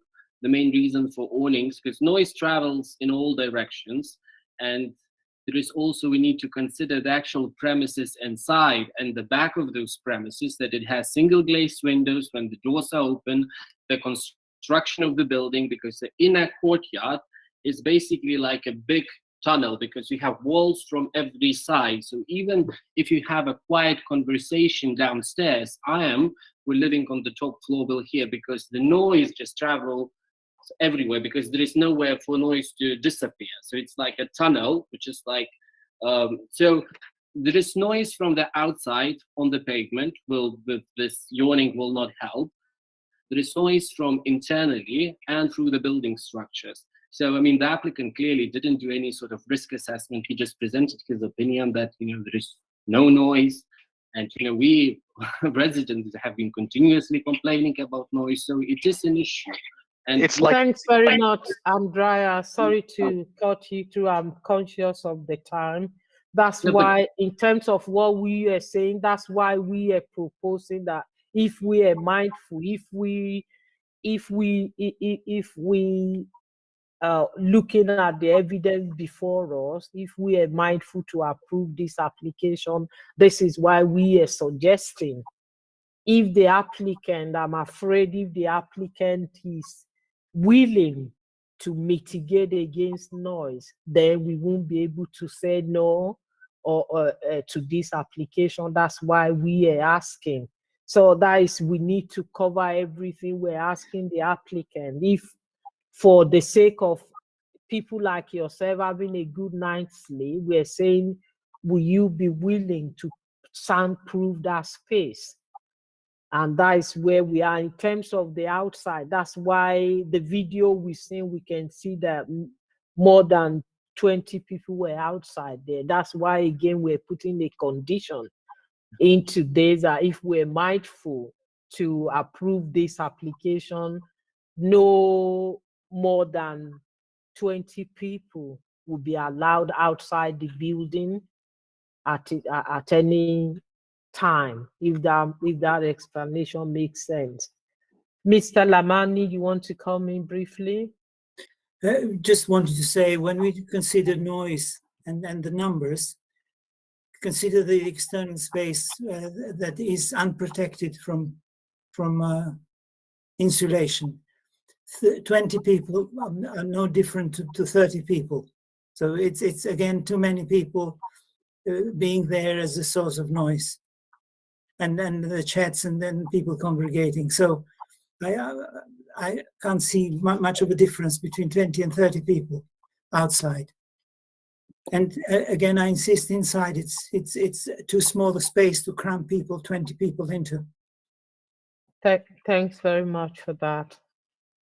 Councillor Muema, Suba, any last thing at this point? I think from my perspective, I think we've heard enough. I'll bring you back in, Mr. Kate, in a minute.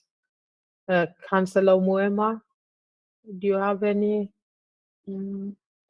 suggestion? I don't think so. I just wanted to hear from Mr. Cates about any movement on additional noise mitigations to avoid noise leaking from inside outside.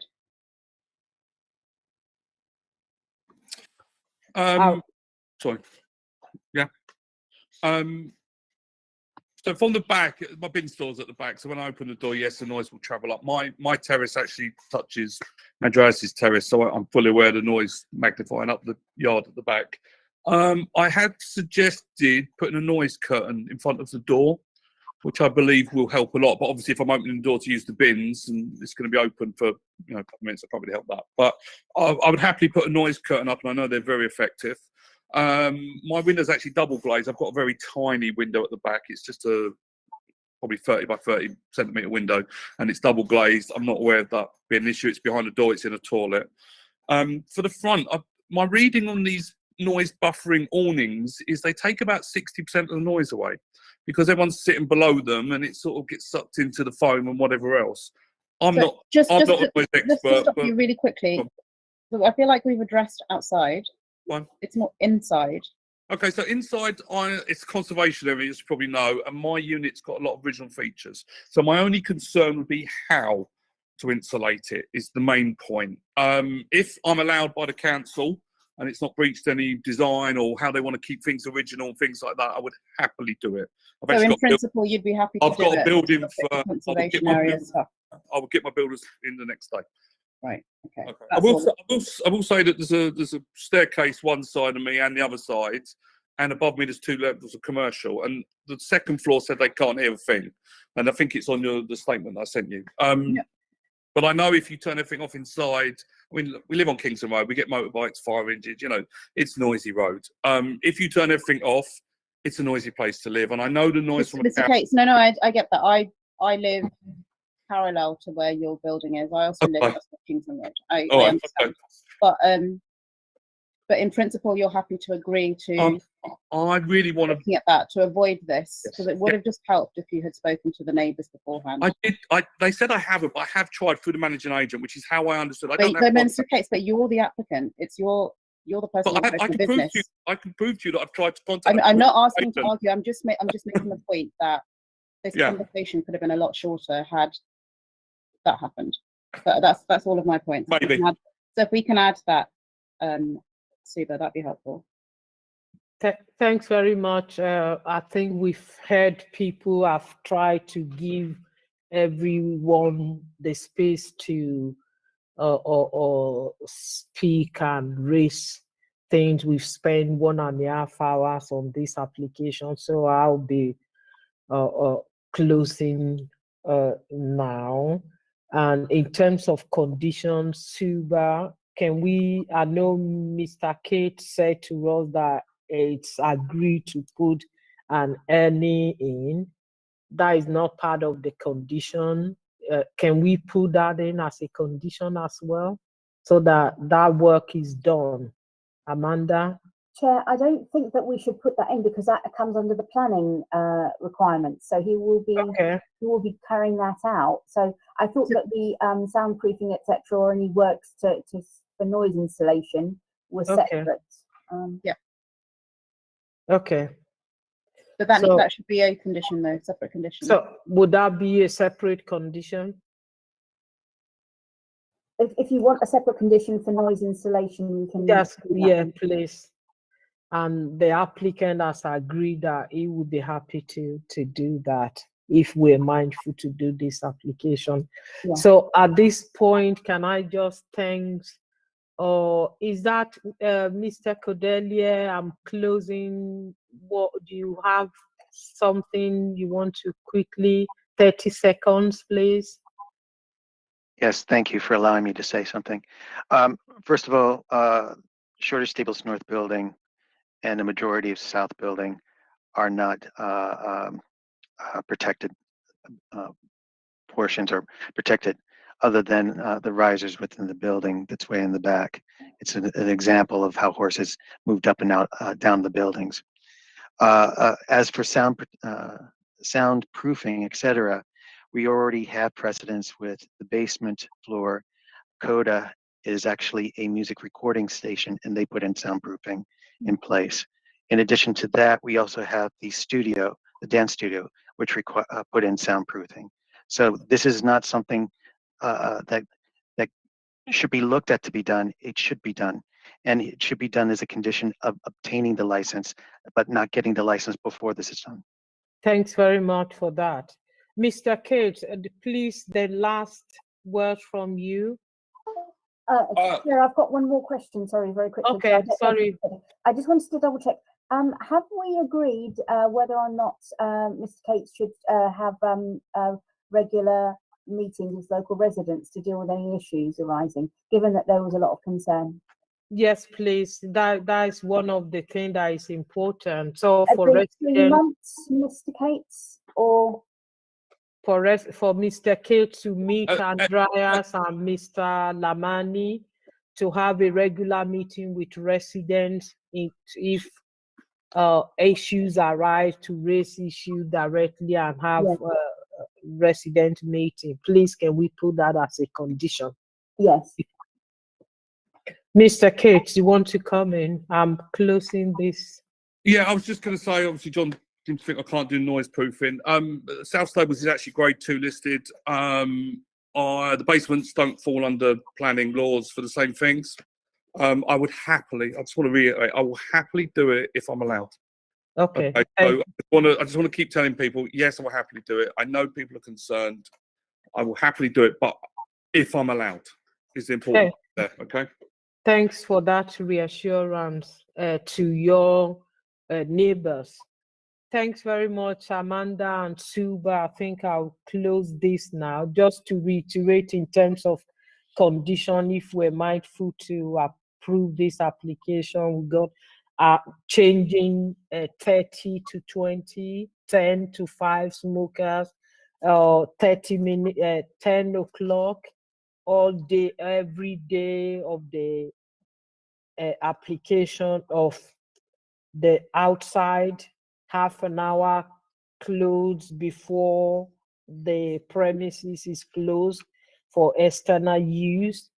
We have a regular meeting and a quarterly meeting with residents to open that dialogue if there are issues where residents and Mr. Cates can discuss and iron things out and solve issues before it becomes problems, if that makes sense.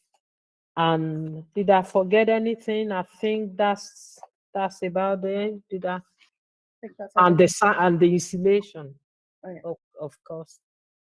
Sorry, Thanks. could you repeat that, Chair? What was that last thing? Soundproofing. The soundproofing, the Soundproofing, installation. Yeah. Soundproofing. Thanks very much. Can I just say thank you to residents who've attended tonight, and as I'm sure the officers do communicate to you that we're going to be making our decision after this hearing tonight. You will have probably a skeleton decision by tomorrow, but a decision, full decision, you should know about the full decision in the next 5 working days. So thanks for attending. And I think Mr. Cates had wanted to say one last thing, Chair. Mr. Cates.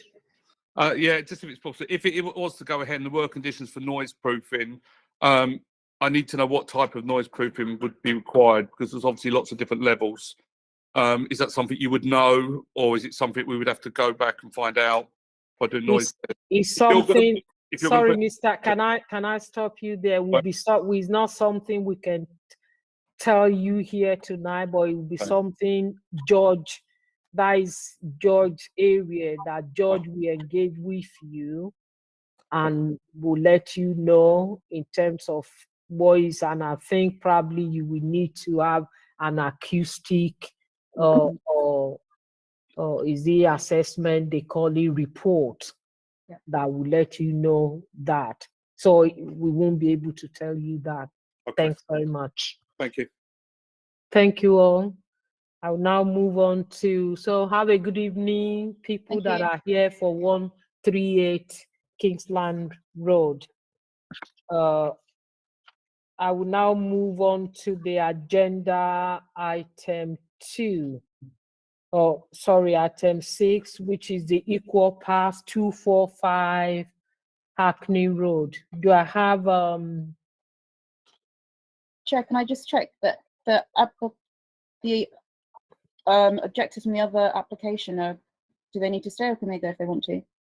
No, not at all. I've said goodbye to them. The other Andreas, Mr. Cordelia, Mr. Lamani, thanks very much for attending.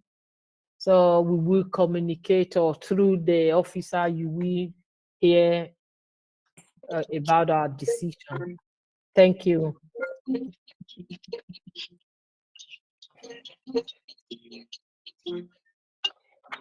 Thanks for patience. So going into the next item, can I ask if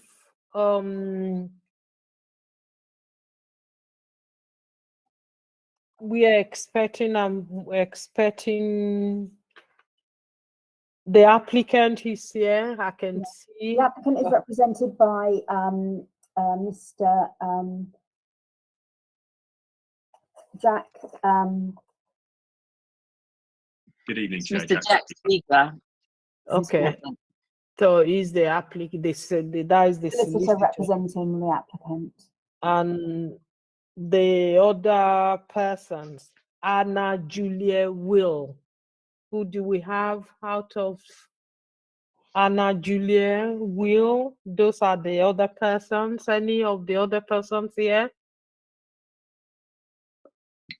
They're not No? present, Chair, this evening. Oh, okay. Were they They're not not. Were they They not don't appear attending? to be present.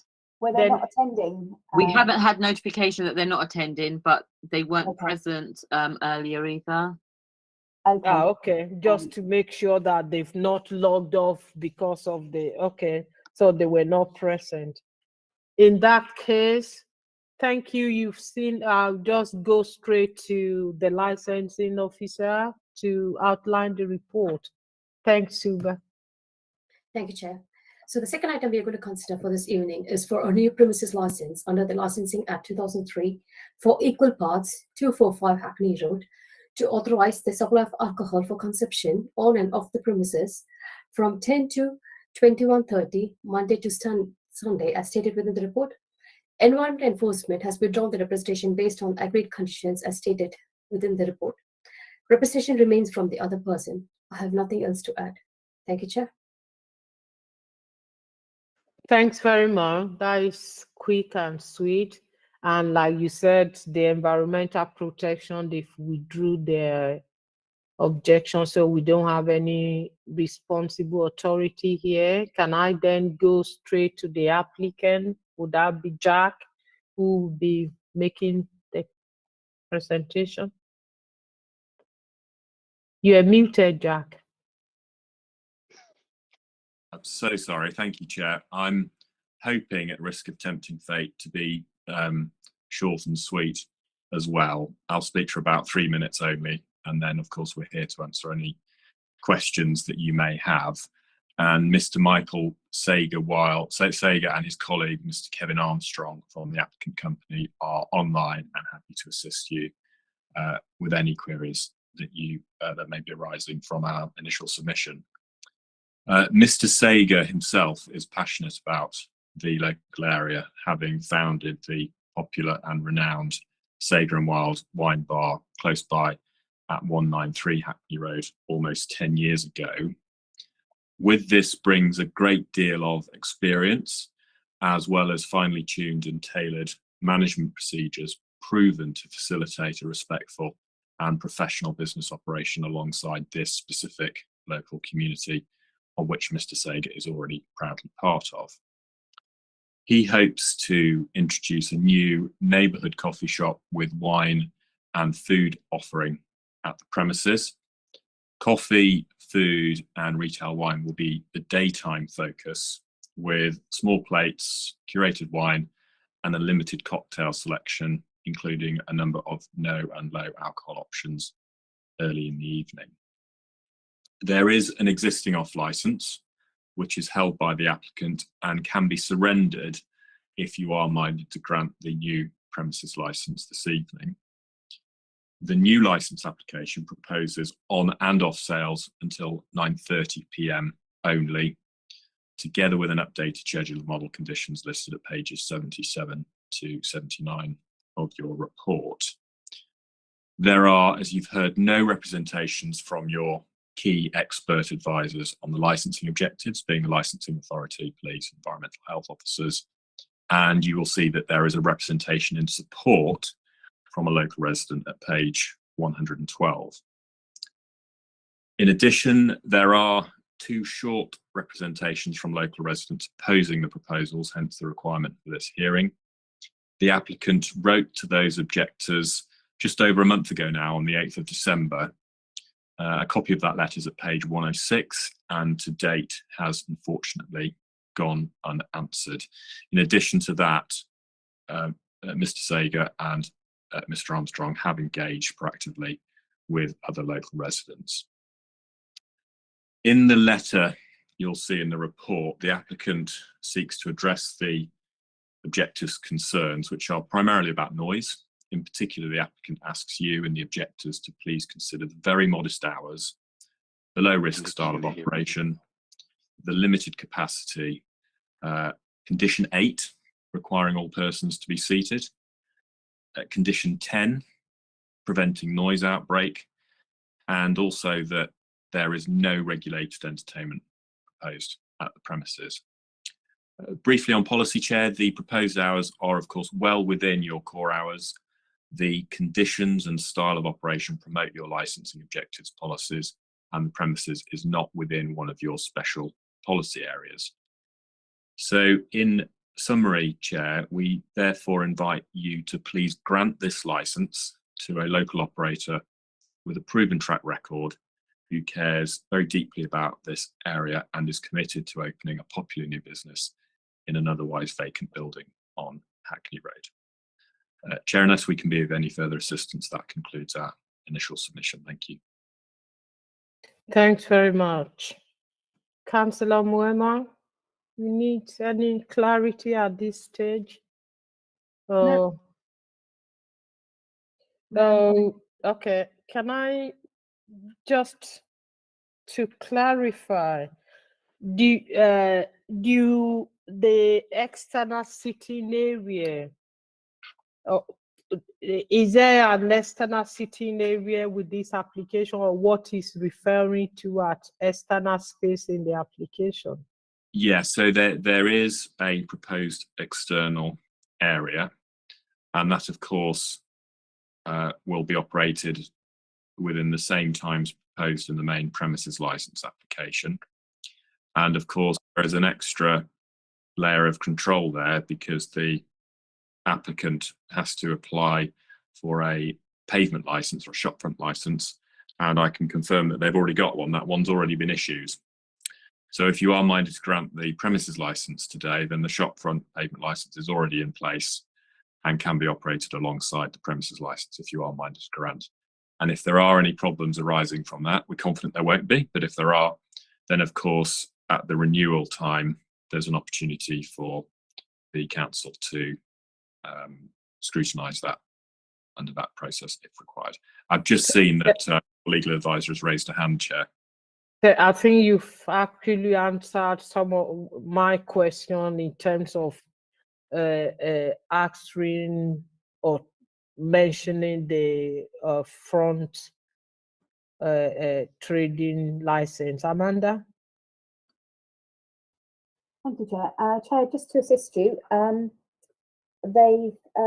is it correct that there won't be any off sales, or will it just be off sales to the customers out in the outside area? So there will be off sales, and off sales would either be to persons in the external area or off sales in sealed containers as part of a retail. So you're having both? Yes, yes, please. Okay. So, thanks, Amanda. Sorry, I've got some other points. Sorry, that was just one. Amanda, on that question, that is one of my questions around the off sales. Yeah. So, sorry, I've got some other points. Sorry, just very quickly. Sorry, Amanda. Let me finish with the off sale. The off. Oh, okay. Yeah. Sure. Yeah. The off sale, Jack, you just clarify, would be to or patrons sitting outside. Yeah, so Chair, if I can perhaps refer you to page 78 of your report. Condition 9, proposed with the application, states that the supply of alcohol for consumption off the premises shall be in sealed containers only, and that's the wine offering, retail wine, except for designated external seating areas. That's what I want to clarify. So the off sale would be like a bottle of wine to take away.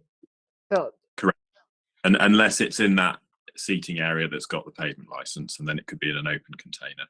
But there's what there is no scope to do, of course, is to sell an open drinks container of alcohol for somebody to take away and walk down Hackney Road to drink, and that's the intention of the applicant. Thank you. Okay, that's the clarification. Just to clarify, Chair. So the off sales are only to the person sitting outside, or are they for people coming in and purchasing off sales as well? That both in accordance with condition 9 on 78, page 78. Okay. Thank you. Okay. Chair, if you're okay, can I raise another point? Yes, please. Yes. Okay. So the next point is just to clarify: is food going to be ancillary to the? Is the alcohol going to be ancillary to food?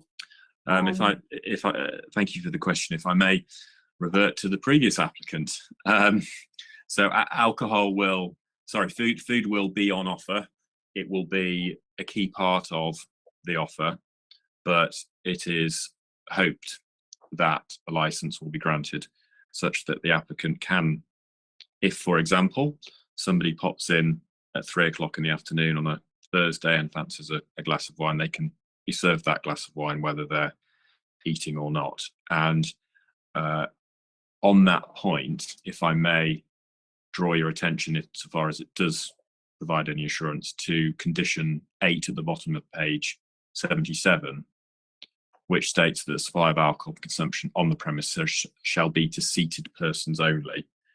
And that's to hopefully reassure you that there's absolutely no intention to operate a vertical drinking bar where there's no food inside. And Chair, I think finally, do we need to address smokers or the capacity as well at these areas? Yeah, yes, please. I've got the smoking on my list. So can I go on to the smoking? Yes. So in terms of smoking, can you talk me down, Mr. White, talk me through what happened with people that will be smoking, obviously outside of these premises, and how would that relate to people sitting outside? Yeah. Where is the designated smoking area? Thank you, Chair. If I may, Mr. Armstrong is probably the best person to answer sort of operations type questions, so I'll refer to him if I may, please. Hi, very good evening all. So we have a very small space just out to the right where we have a bin store that is sufficiently located away from both neighbours, other residents, other doorways, and we think we can comfortably accommodate 5 people in that space. We have extremely well-trained management team that will be more than capable of conversing with those people, and I don't see having any issues with regards to more than that required for outside smoking. Thanks very much. Suba, is that in the condition 5 people, maximum of 5 allowed to smoke at the designated space? It's not been proposed in the operating schedule, Chair. It's not something that's come up in any of the representations, but if it assists and you are minded to grant, then a condition along those lines would not be resisted by the applicant. Chair, thanks very much. Suba. Chair, I don't know if we need to clarify if the external area, if it's got a time limit that it closes at a set time, and also the smokers, are they for before the closing of that time or after? I know that it's closing at 9:30, isn't it? Yeah, so because and again, I'm minded to refer to the application before us, we're dealing with a much sort of lower key, earlier hour premises here. So we would suggest, with your permission, that to keep it straightforward, that the hours remain the same whether they're inside or outside or smoking or not. So 9:30 for licensable activities, it's a very modest terminal hour, and 10 p.m. closure, whether that's an inside area or an outside area. Thanks. What is the capacity for this external sitting area? Mr. Armstrong, could I ask you to answer it's actually Michael has the clarity on the outside space for seating. Sorry, Yeah, I believe that at best we'll be able to. It still depends on the furniture, Chair, which we have not yet bought because we were waiting to hopefully here today have some very good news. So once we have that, we will then buy the furniture. I believe we have a meter 10 that we can use, which would allow 4 tops outside, but only 3 of them. And then couple of 2 tops, which will be at 600 mil. So let me do my maths. I think it'd be around 16 people, maybe max, that we can have. But I would love if that was not a subject of any restrictions, because obviously if I do find other suitable furniture, that fits within the thing, then I would obviously love if I have 18 people or whatever. But yeah, I'm sorry that we haven't bought the thing yet. So it will be subject to what the furniture is. And I'm quite having had the other business now for 10 years with a far larger outside area, I am mindful of making sure that it will look as beautiful as the other space. Sadly, we're not allowed to have plants. I would have loved if we can have plants, but they said no to that. So there won't be any plant pots out there. But with the furniture, it will be very mindful. It looks the part and not just crammed in, because that's to the detriment of, you know, what we feel we want to operate in, if that makes sense. Thanks very much for that. I know I heard you. In terms of putting a restriction on numbers of people, is not going to be less than what you propose. If Suba, please, can you look at the plan in terms of the space we have there, how many people we think can comfortably, we don't want Mr. Y to bring 200 people there. No. Chair, I don't know if it would be helpful to ask the applicant Amanda, yes, if they've done a risk assessment, which might help with the capacity. yeah. So thank you, and you read my mind, because I was just about to suggest. And is the risk assessment you're thinking of one relating to the internal area rather than the outside area? Chair, we need both, capacity for both. Okay. Thank you. All right. So that very roughly, and this is not been finalised in a formal fire risk assessment yet, because as you've heard from Mr. Sager, so much depends on the outcome of this evening's hearing. I think you've heard roughly from him. Absolute maximum outside would be around 18, but we'd ask you not to condition that under the premises license. The most appropriate regime to condition that would be under the pavement license process, which can more regularly and continually keep an eye on that through the annual renewal process and decide upon the adequate space required. Inside, and Mr. Armstrong, Mr. Sager will shout at me if I've got this wrong, but inside that paved fire risk assessment would allow for up to around 60 or 70 across both floors. But in reality, that would be uncomfortable for guests, and it's certainly not the intention to cram them in. So a more realistic figure across both floors would be between 50 and 60 maximum. Thanks for that. You mentioned not to condition. I think if we're mindful to approve this application, feel more comfortable with the condition around the external seating. You just mentioned that you've received, or did I hear you right? You said an application for the pavement license have arrived. So Yes. if that has happened, then there will be capacity in the application. So what is the number? So approved? Mr. Sager will correct me if I've got this wrong, but I think that's been granted based on the space rather than number of covers and furniture. But based on the space that's been granted, Mr. Sager, you can actually fit more. Sorry to interrupt. You can fit more. It's just that I'm not into fitting more, but for very obvious reasons. I feel restricted. This is speaking from experience, Chair. In my other venue, we have subsequently been granted a larger outside area after having proven, after 10 years. Yeah. And I would have kicked myself if not having asked for that previously. And, if this was to be the case here, to be very frank, we're relying on this business to make up for the shortcoming during the summer months, which we see because patrons don't love to, frequent the basement for very obvious reasons. I have got a total of 2 other venues. And in each of those, we have got an outside area. It's a very fundamental part of the business, which we rely upon to then be able to offer a suitable inside offering that's beautiful and in harmony with what the community also likes. And we feel that having that substantiated by outside offering during the summer months. I mean, obviously during COVID, that was very much what we also needed, if I'm frank with you. We were very lucky during COVID, and that's because of that something. When I signed the lease for these new premises, I was very much hoping that we can then trade on the outside, because it's such a beautiful listed, grade 2 listed building. And we feel that the suitable outside area will only attract more patrons to come in as well. It's very important to us.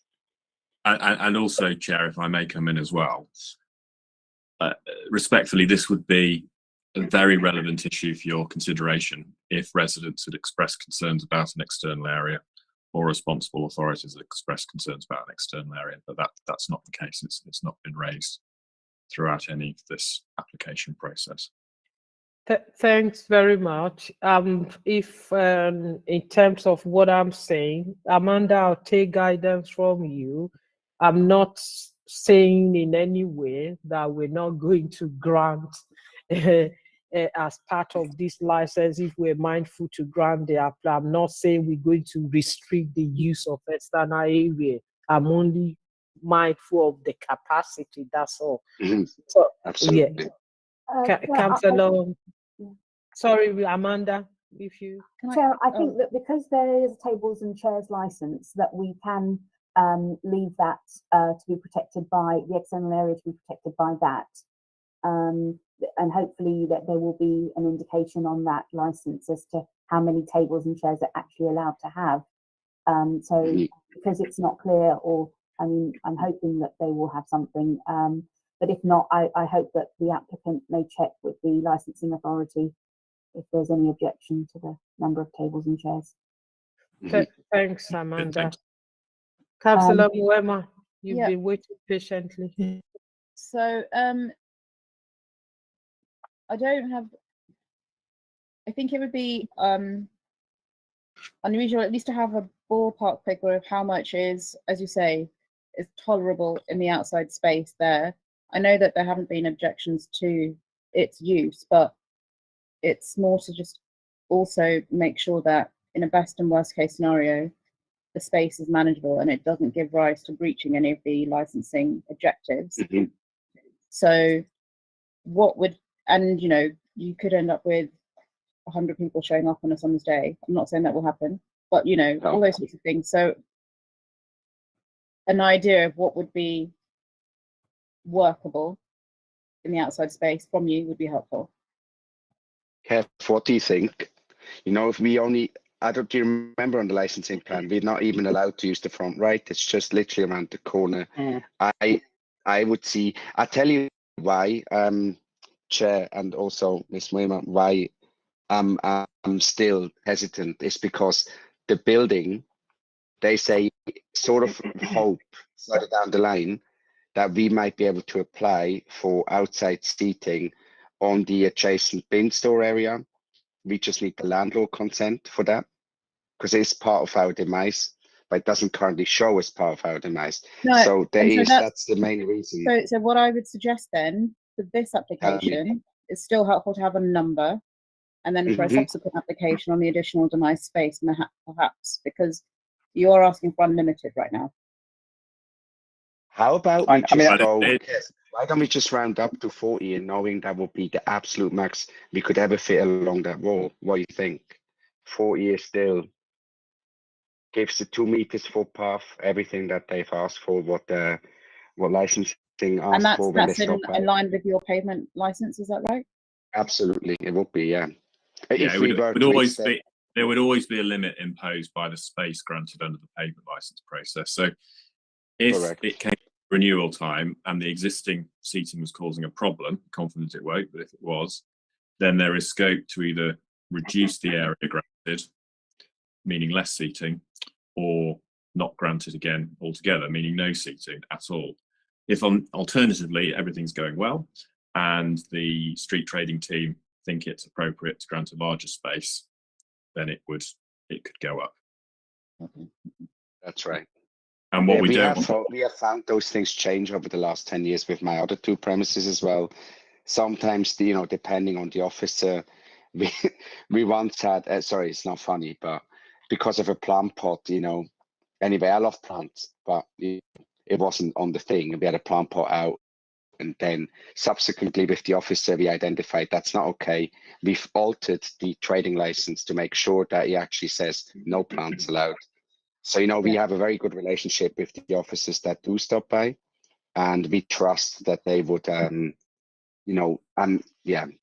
we trust that they will let us know at the earliest instance if there was any of the tables. But we're not even proposing we're actually thinking, you know, because knowing them quite well by now, I think it's silly to sort of edge to the furthest you can go according to a drawing. It's always a little bit better to leave that extra 15 centimeters, because then it's just crystal clear that even if a person sits, you know, with their chair slightly ajar to the table, you're still not outside of the area, that kind of thing.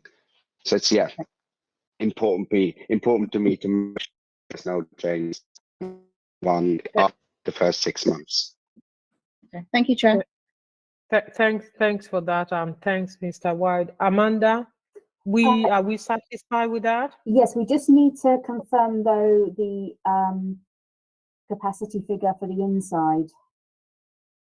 Yeah, okay. Yeah, I heard Jack 50 to saying 60, but I don't know if you want to say 50 to 60. I think we'd feel comfortable with the permission of the licensing subcommittee if the limit was 75 excluding staff. We don't think we'll get quite that high, but it just means we've got that extra level of comfort if we've got a big booking in the lead up to Christmas or whatever it might be. So Yeah, why I was would sorry to sorry, interrupt. can was I wondering- come in? Why would we want to give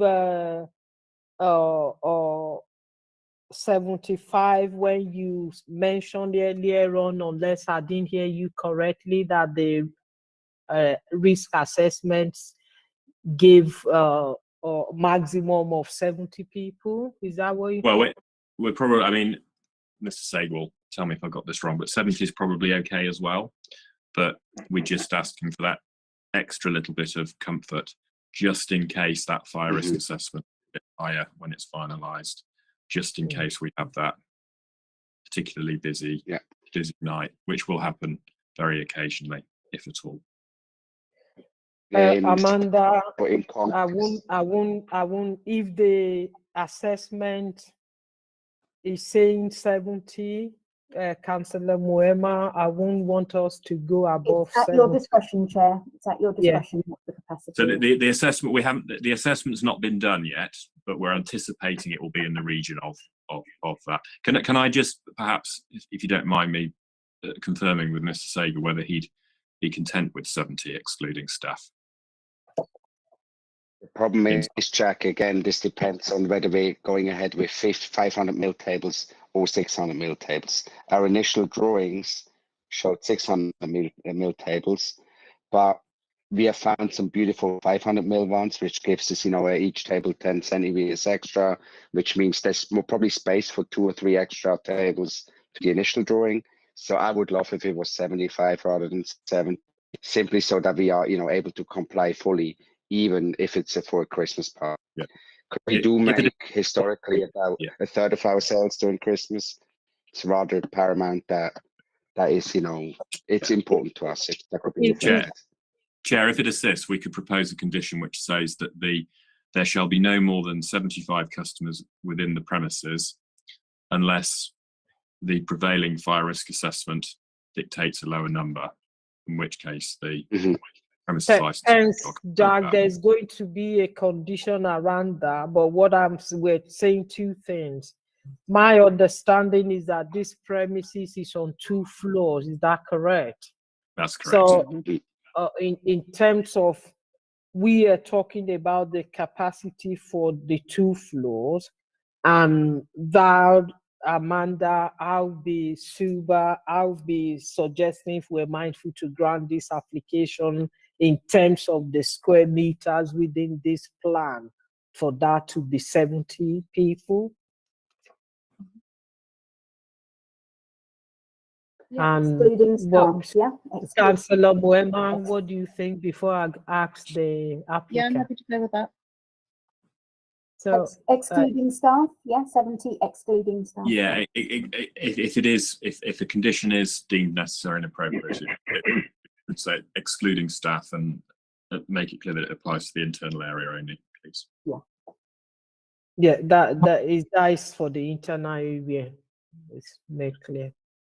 Councillor Muema, any further questions? This is not, yeah, no, this is just a bit of a, I don't know whether it's relevant here, but you don't have like a roof terrace or anything, do you? No. We do not. Fine. Okay. No, nothing then. It's just the Okay. 2 floors, yeah. Yeah, does any other thing you would like to draw to our attention, or can I bring Suba back in? Anything, Suba? No, nothing, Chair. Okay.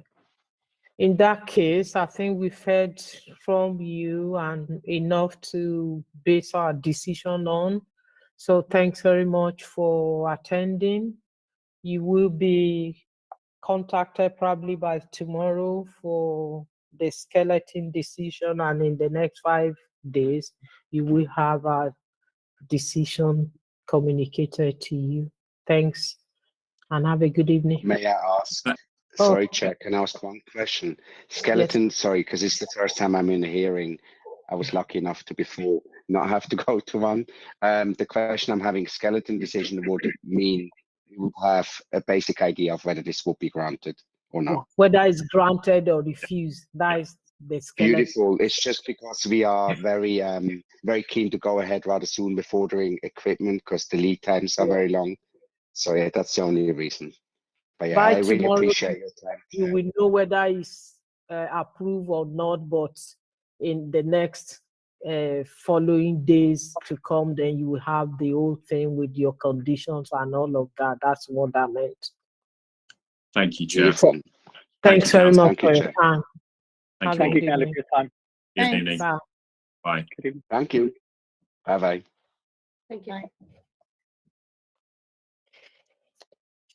We just wait for confirmation that streaming has ended, please.